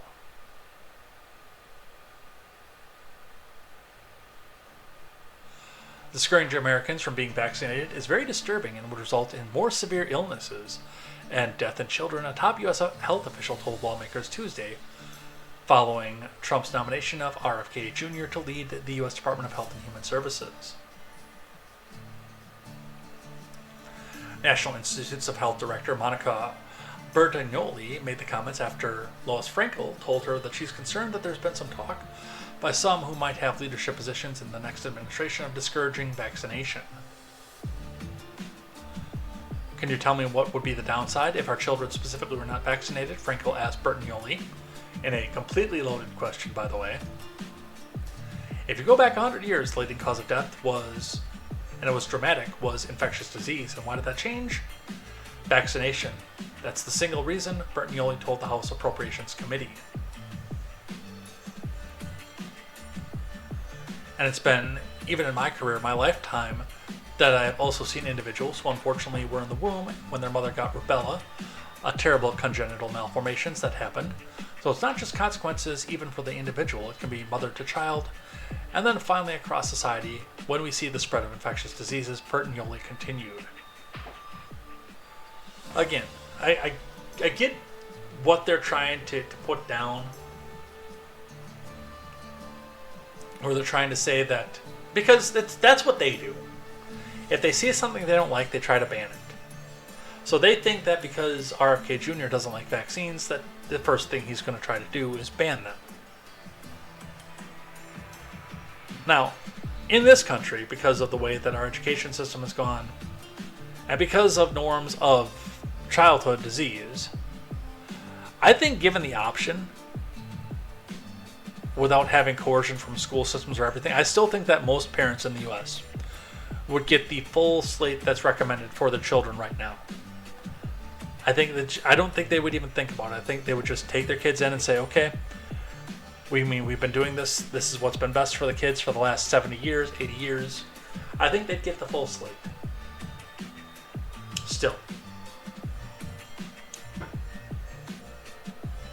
And yes, I think that in the wake of this, there are going to be some people who say, no, I can't do that.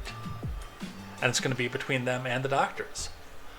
The people who are already inoculated shouldn't really have to worry that much.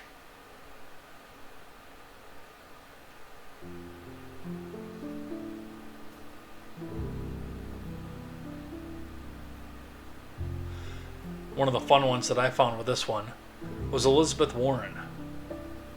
CNN reporting President-elect Trump has picked RFK Jr. to be his next Department of Health and Human Services Secretary. Kennedy, a prominent anti-vax conspiracy theorist, has accepted. Elizabeth Warren quote-Xing this, saying, RFK Jr. poses a danger to public health, scientific research, medicine, and healthcare coverage for millions. He wants to stop parents from protecting their babies from measles, and his ideas would welcome the return of polio. I have a lot of questions for his Senate hearing. I'm sure you do. But that's the reason we have a Senate hearing. And I hope you ask them, and I hope it's public. I want to get his answers on record. He's a politician. Of course I want to hear what he has to say. And I want to pick it apart on Contemporary. DC Drano, with a quote X of that, though, I hope RFK publicly discloses how much each senator takes from Big Pharma during his hearings. So, shots fired. Definitely. Where does it end? I don't know.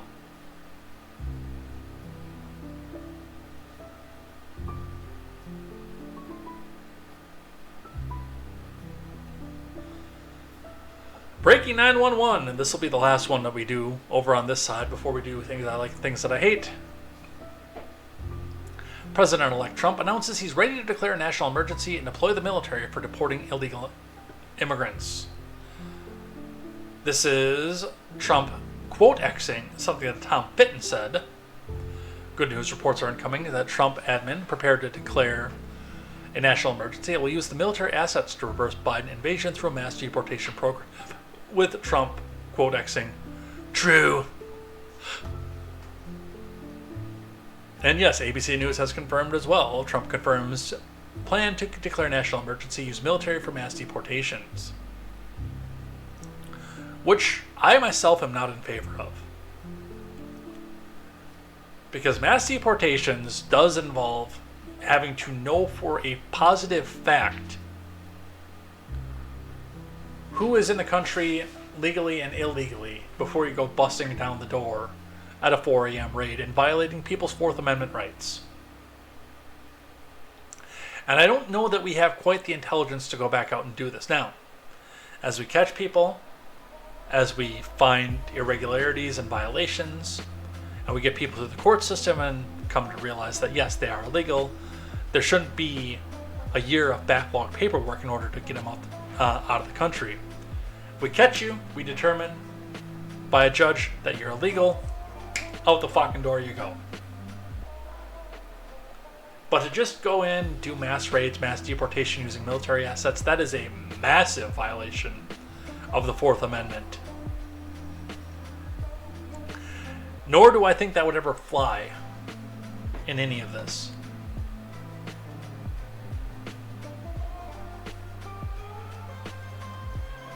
And we have the pushback, of course. J.B. Pritzker says he's deeply concerned about President Trump's illegal plan for mass deportation of criminal illegal aliens. Let's listen here. We, of course, are deeply concerned about, the President of the United States calling out military inside the United States, where people are peaceful, even if there may be people who are undocumented. But the idea of calling out, the Army into the domestic confines of the United States seems uncalled for and may in fact be unconstitutional and illegal. We, of course, are deeply concerned about, the President of the United States calling out military. And I hate to say it, but, Pritzker's he does have a point with that one. Again, the military being called out to come back out and do what it is that they're doing. There's a lot of amendment violations with this. I'm sure that a lot of the core MAGA crowd is sitting out here with their hands fist pumping, saying, "Yes, deport them all. Anybody who doesn't look like us." But there are major issues with this. However, and we're getting some pushback off of this, and I do want to point out something important about this when we do the pushback to this.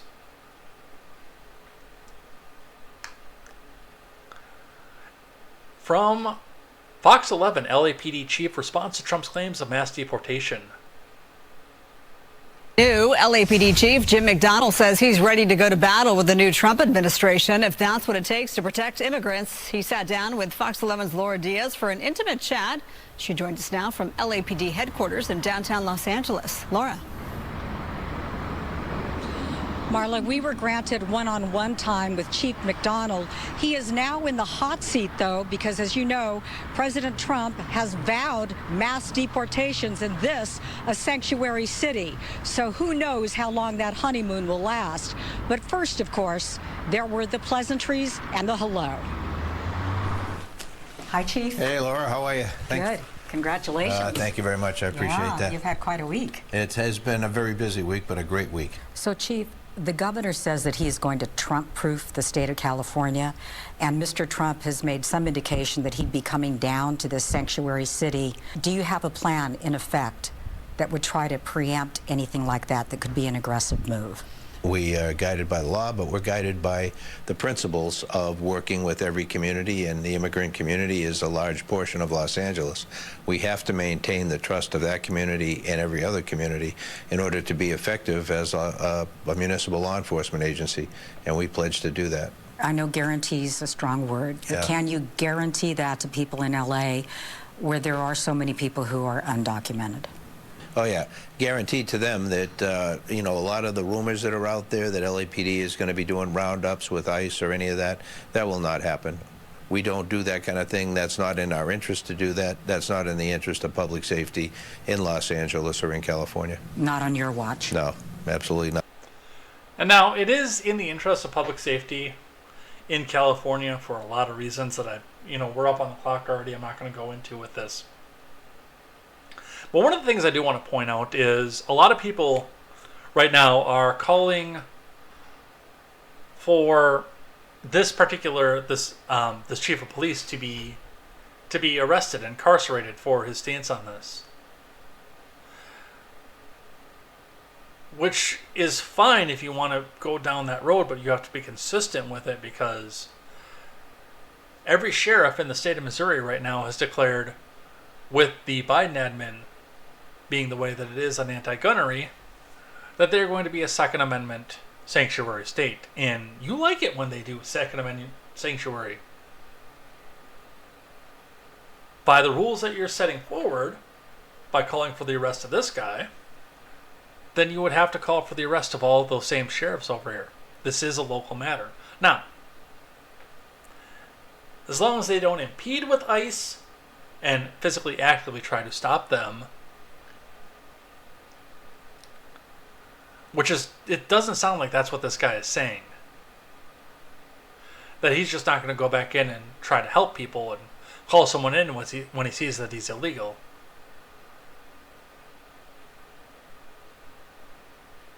It's not great, but it's not a complete cause for panic either.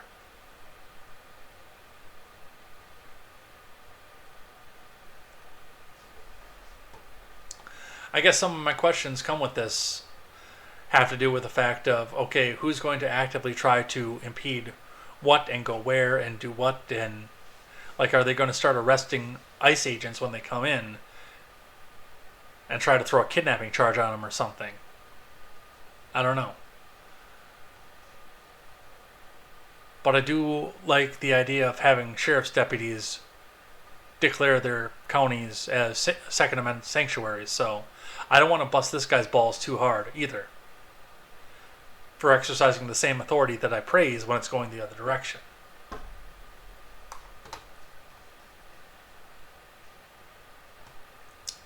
Alright. That's what I have for the news for the day. We are going to move on and do some things that I like and some things that I hate, and we're going to head out of here for the night.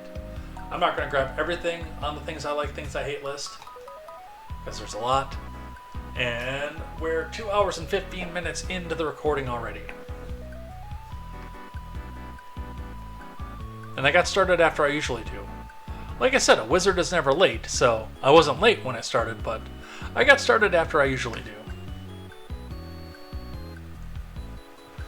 But for now, let's look at the rules of acquisition. The Ferengi religion, the commandments of which, following these, after a Ferengi passes away, means that he'll have the social credit to go to the Divine Treasury and bid on his new life. Every week we look into one of these, we see if it can be used in real life, if I know the context, if I've read or seen the source material. I try to talk about how it's used in the source material, and then how, if applicable, we can use this in real life. We are on the 30th rule of acquisition, from a novel that I have myself not read, the Badlands novel, Part 4, from DS9, in their canon. Actually, a probably pretty good one to carry on, though, too. Confidentiality equals profit.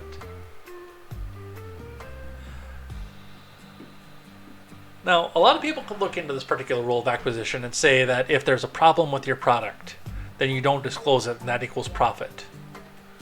Which, I mean, that's one way that this could possibly be interpreted. I've not read the source material, so I don't know how it was used in the initial Star Trek canon, by any stretch of the imagination. We've got bots over on Kick, by the way.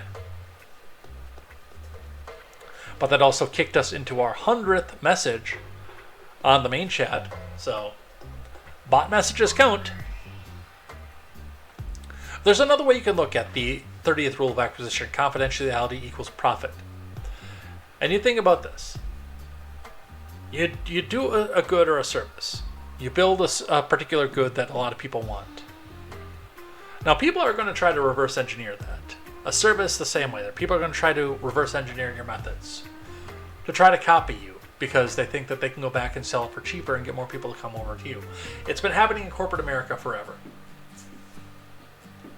If you put the source code, the blueprints, or the instruction manual for how to build the website, build the product, build the service, if you put it out there, then yes, everybody can go back and copy your work and redo what it is that you do and make a profit off of it. Whereas if you keep that to yourself, trade secrets, etc., then yes, that does equal profit, because nobody else, at least for the foreseeable future, can make what it is that you make. There are only a handful of people in the world that can make my meatloaf. And I get praises for that every single time I bring it out to any sort of function. I could sell that probably, but I would never tell anybody what the secret ingredients are and how to make it. There are like 8 people who know how to make my meatloaf, and that's it.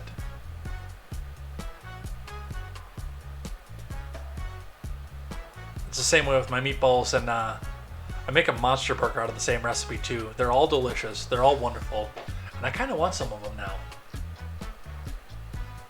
Might have to make that this weekend. I know we got some stuff going on this weekend, but I might have to make that this weekend. But I mean, that's, for me, that's a trade secret, and nobody else can make my meatloaf. If somebody figured it out, reverse engineered it, or otherwise, then it'd be harder for me to sell it. So, I mean, looking at this rule of acquisition, you could definitely take it into a full-on anti-capitalistic screed and say, evil capitalists just trying to lie to get their way into things. But hey, maybe it's just keeping a trade secret, you know? Alright, let's do a couple things that I like and a few things that I hate. That was just a funny joke. The first one on things that I like. Elon Musk. Misnomer with a G in misnomer. Misnomer is when someone refers to a hobbit as a gnome. For those of you listening on the audio platform, misnomer, when he spelled it, is M-I-S-G-N-O-M-E-R. It's funny. I liked it. I hope you liked it too. Other things that I like. what I said about Democrats being a competitive party, fixing some of their internal issues and everything, Dean Phillips is trying to go down this. I'm kind of ashamed of Vaughn for calling it out in the Discord and saying that no Democrat is for government efficiency, which there is some truth to that, although I will remind you, even though it was with help from, it wasn't Nader. Who was the Senate Majority Leader, the Republican Senate Majority Leader that year? Anyway, it was help from Senate Republicans that forced Clinton to balance the budget, but Clinton was the last president to balance the budget. So I will keep that in mind on the fact of, yes, there are Democrats who can be for government efficiency. They're few and far between. And Dean Phillips, I mean, after being panned up and down royally as himself a Russian asset rather, because he ran against Biden, is going to take a lot of this in stride. I think that Dean Phillips could be a viable presidential candidate in our lifetime if the Democrats get themselves out of fucking la-la lefty land and try to run on what made them great in the 70s and made them viable in the 90s. To a fair point, though, part of what made them viable in the 90s was Bill Clinton copied Ronald Reagan's homework and added some IDPOL and some more welfare crumbs.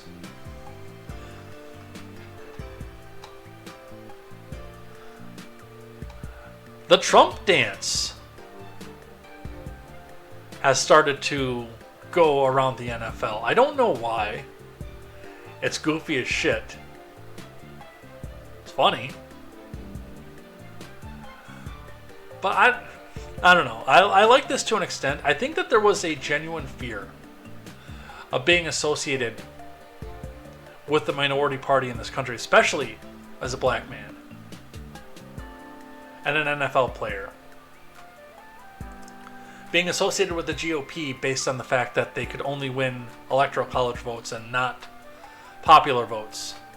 And I think this switch with the popular vote, like Tim Pool was saying way back at the beginning of the episode, when we were talking about Joan Mika, I think that it's there. I think with people saw that, yes, a person on the GOP can get the popular vote, then it's not quite so shameful to say that they like the person and what he did. I still don't. I still have problems with the spending, but I mean, societally though, when I see something like this, and CBS actually showing it up on camera, we'll probably put some audio because it sounds like Ryan Clark was actually crying about this as well. Means that I think the divide in this country is going to possibly seal up within this presidential term. I think we might go back to pre-Obama levels of unity in this country. I hope so. We really do need to take the temperature down at some point. We do. Let's listen to the audio.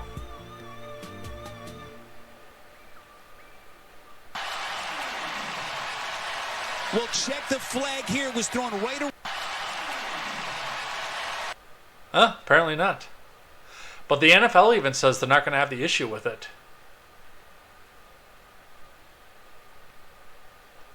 The NFL has finally weighed in on the viral Trump dance that's sweeping the sports world in honor of President-elect Trump. In a statement from NFL chief spokesperson Brian McCarthy, the league made it clear it has no problem with the players who have celebrated their individual victories on the field by doing the dance, which became a viral sensation during the 2024 election, Outkick has reported. So, they've said they're not going to have that much issue with it. I think part of it, again, is they saw themselves lose their viewership over the kneeling and the BLM stuff. And now they want to try to get some of it back.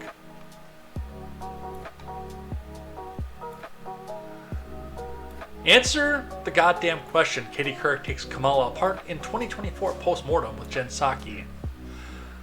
I just want to put this on here because I want to listen to the clip. I haven't listened to it pre-show. I saw the article. I said, we got to put this on but it was already after 6 at that point, so I just threw it on and said, let's listen. Katie Couric admitted to Red-Haired Bobblehead that she had liked Vice President Harris, but she had been frustrated by her apparent inability to answer questions on the campaign trail. Let's just skip the article and let's listen. And I also felt that, and again, I think she really did well in so many areas, and but I was frustrated by her inability to really succinctly answer questions at times, Jen, and to kind of, like, if she was asked about changing the Supreme Court at that CNN town hall, she had an opportunity to talk about ethics and what, you know, Alito and Clarence Thomas were doing, and she answered like in one sentence and then like went on to something that had nothing to do with the question. You know, people notice that, and it's like, answer the goddamn question, please. I mean, yeah.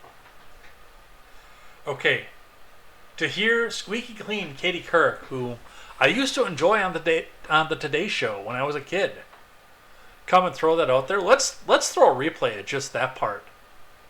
One sentence and then like went on to something that had nothing to do with the question. That's awesome. You know, people notice that, and it's like, answer the goddamn question, please. I mean, yeah. And that's amazing.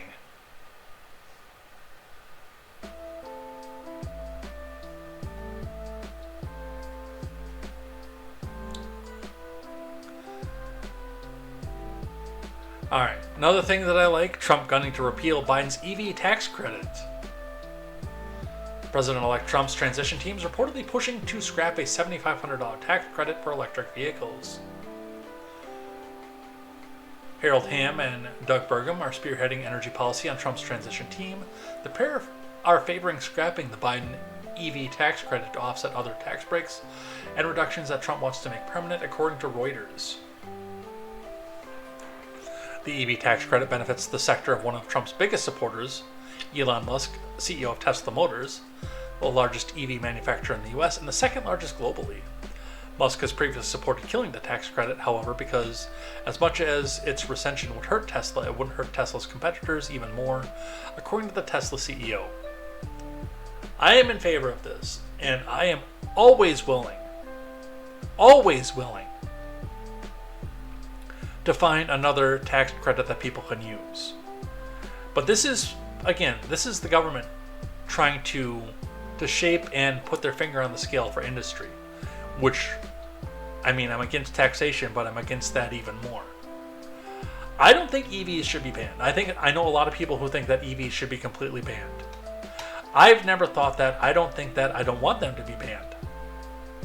I hope that they continue to come out in the market, and I hope as they improve that they come up to a point where they are competitive with gas vehicles in all climates. They are not that right now. I know how bad EVs are in Wisconsin winter.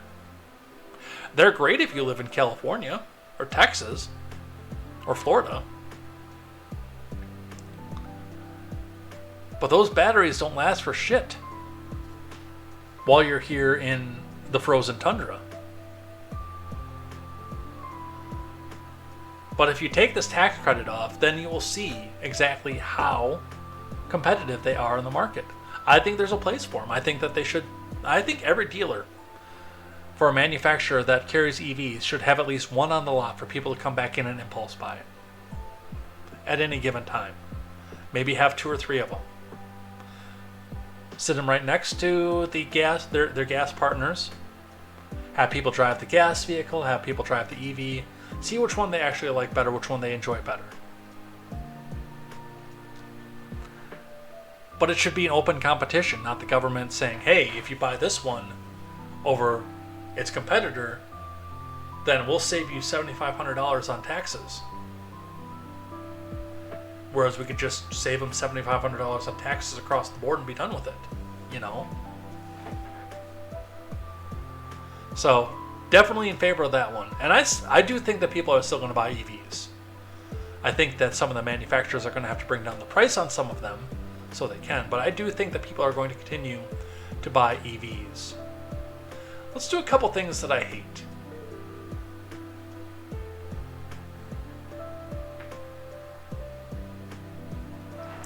New account out there called Lives of Blue Sky. I have followed this account, by the way. I clicked on it while we were watching one of the videos. And of course, they are grabbing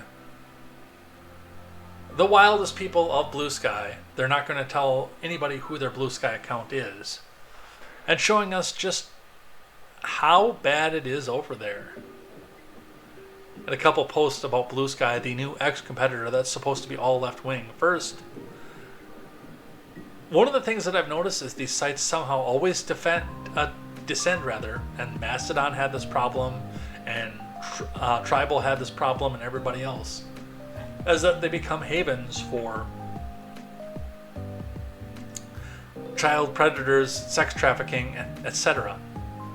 And this guy up here that we're about to read from takes the cake. Anti-Wholesome Task, I don't know what his full screen name is, says, hello new followers who don't know me. Here's a brief thread on who I am and what I do.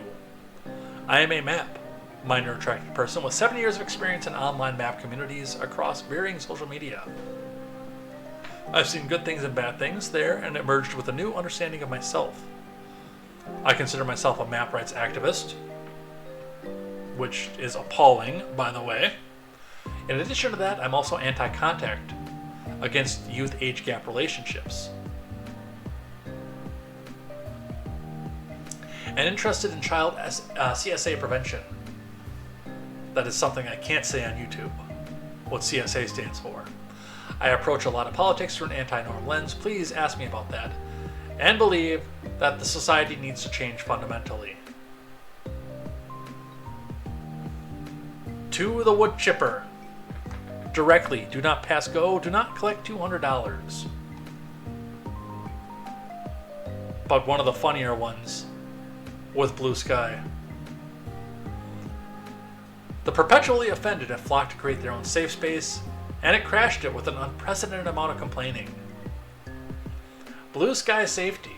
In the past 24 hours, we have received more than 42,000 reports. An all-time high for a day. We're receiving about 3,000 reports an hour. To put that into context, in all of 2023, we received about 360,000 reports.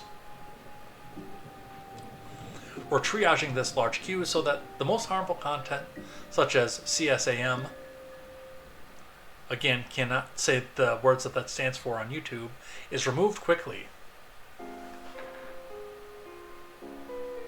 But a lot of the reports that they're getting are just because people aren't left-wing enough.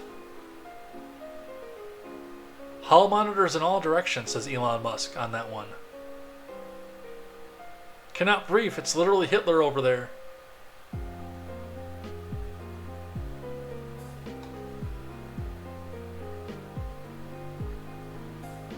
Alright, let's do 2 more. 3 more. We'll do 3 more. Social media star Peanut the squirrel tests negative for rabies after being euthanized, officials say. Which means that he had absolutely nothing to die for.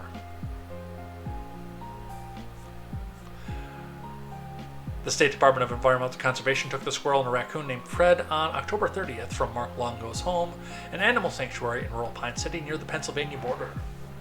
The agency said it had received complaints that the wildlife being kept illegally and potentially unsafely, but officials have faced a barrage of criticism for the seizure, because it's a major government overstep.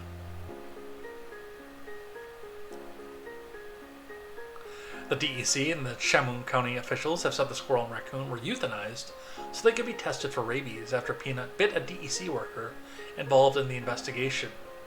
That didn't need to happen. Chemung County Executive Chris Moss said the tests on the 2 animals came back negative during a news conference detailing the county's role in the incident. He said the county worker worked with the state and followed protocols. I knew the test results were going to be negative. It's no real big shocker to me considering I lived with Peanut for 7.5 years and Fred for 5 months. I'm not foaming at the mouth, he said. I knew the test results were going to be negative. So did everybody who followed these 2 social media phenomena on X, by the way, and Instagram and everywhere else. We all knew that. And we all know that the government overreaches a lot of the time. So Peanut the squirrel died for nothing. Good job. Alright, I'm going to skip around on these last two, just because I want them in a different order. Jim Comer is going to become Adam Schiff. Comer has evidence other female workers were told to skip Trump homes. This is a pattern from Leith LeMahieu. We're going to go right to the video. Exclusive, Jim Comer previews GOP oversight hearing with FEMA admin, following Daily Wire reporting on FEMA's discrimination against Trump supporters. Obviously, we here at the Daily Wire recently exposed this insane story about a FEMA employee telling hurricane relief... No, I'm not going to listen to 5 minutes of Shapiro. Fuck that. It's bad enough that I have to turn to him when it comes time to actually have a legal conversation about something. And I have to listen to him then, when they're actually talking about something that I defer to Shapiro's expertise in law and legal practice. That's why I listen to him when there's like a major court case or something going on. But no, we're not going to listen to 5 minutes of Ben Shapiro. But what I will say to Comer is, don't be a Schiff. Don't sit here and say for years that you have the evidence. Put up or fucking shut up. Put the evidence out there. Let us see it. Let us scrutinize it. I believe you, by the way. I believe that there's a lot of interest in government agencies to turn their backs on anti-government people, which a lot of the MAGA movement became. They probably weren't in the beginning, but they became, especially after 2020. But we got to see the evidence. We don't want to just sit and listen to 4 years of wild goose chase on that one. We did it with Adam Schiff and Russia. I have no interest in doing it again. Fuck that noise. And the last one. The only reason that I hate this is the fact that people studied it.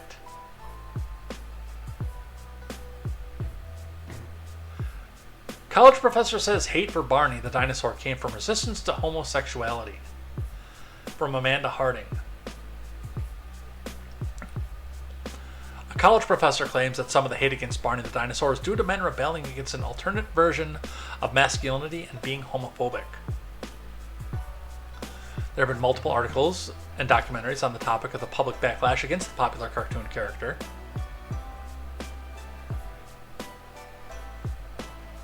It wasn't a cartoon, by the way, it was live action from the 90s. These latest statements were made on a new podcast in the series Generation Barney, which takes a look at the history of the show and its reception.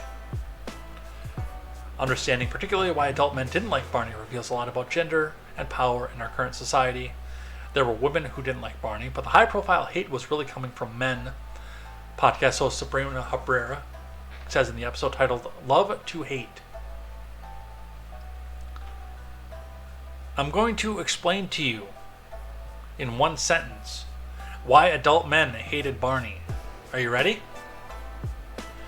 It's because it wasn't fucking targeted for them.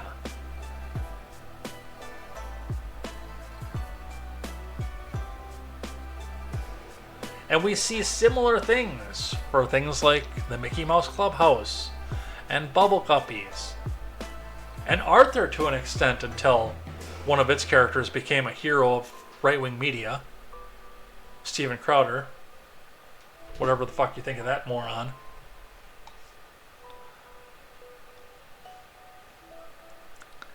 It wasn't a show for adults. It was a show for kids.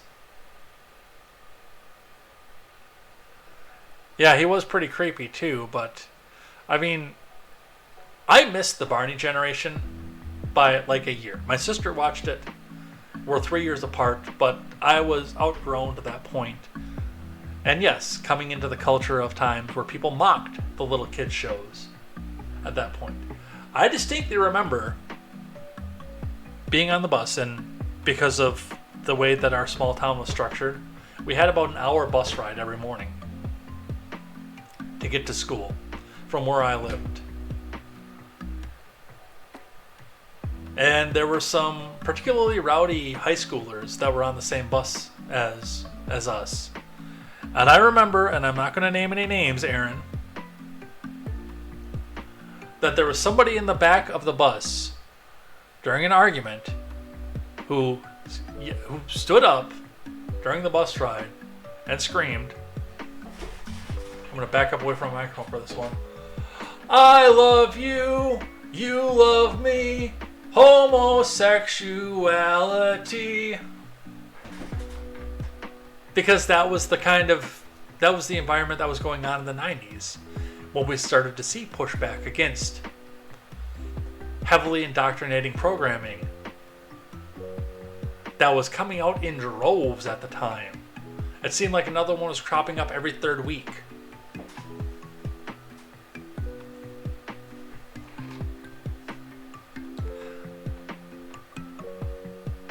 But the thing with the hate, it had nothing to do with homosexuality. It had to do with that it was a creepy dinosaur, and it was a highly indoctrinating television show.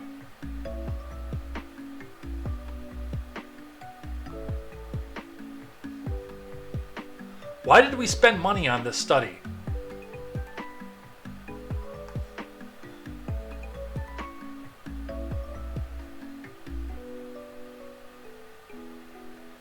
We had some emote spam over on Kick. Let me go check my Kick.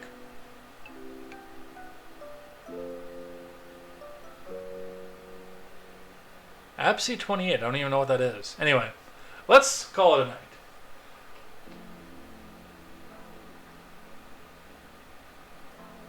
I can't believe I remembered that. I mean, I can believe I remember that, but like that was the first thing that I thought of when I saw this headline was that Gracious song that I heard when I was probably about 9 or 10. And somebody had to explain to me what homosexuality was too.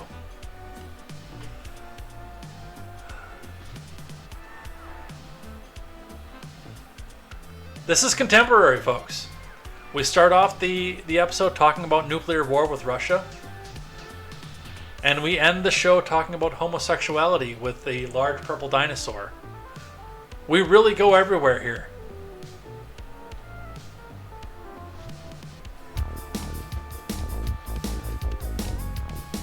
Yeah, I heard something about the dude was involved in stuff too. But, yeah. Well, Pom and I can talk about that after stream. Anyway, I'm going to head out of here tonight. I am going to switch this over to audio platform. I might get something to eat. I chowed down on some Cheerios while I was doing show prep. So I'm not going to be hugely hungry, but I might grab something to eat here anyway. But audio platform will be up tonight. YouTube replay will be up tomorrow. This live stream will be privated on YouTube. You can still catch us on Rumble and on the Twitch replay as well if you missed any of this here. Or I'd love to see you take it on the audio platform. I love the numbers that we're starting to turn on that. Thank you. Please continue to share this out with everybody you can on the audio platform, because that is one of my quicker growing platforms as well. But we're out of here. Thank you. Take care. Have a good night. We will see you here next time for more news, more headlines, more contemporary. It's still going to be a wild election season, I can tell you. And we'll be back in December with new guests for Ed Talk as well. Take care. We'll see you next time. Bye-bye.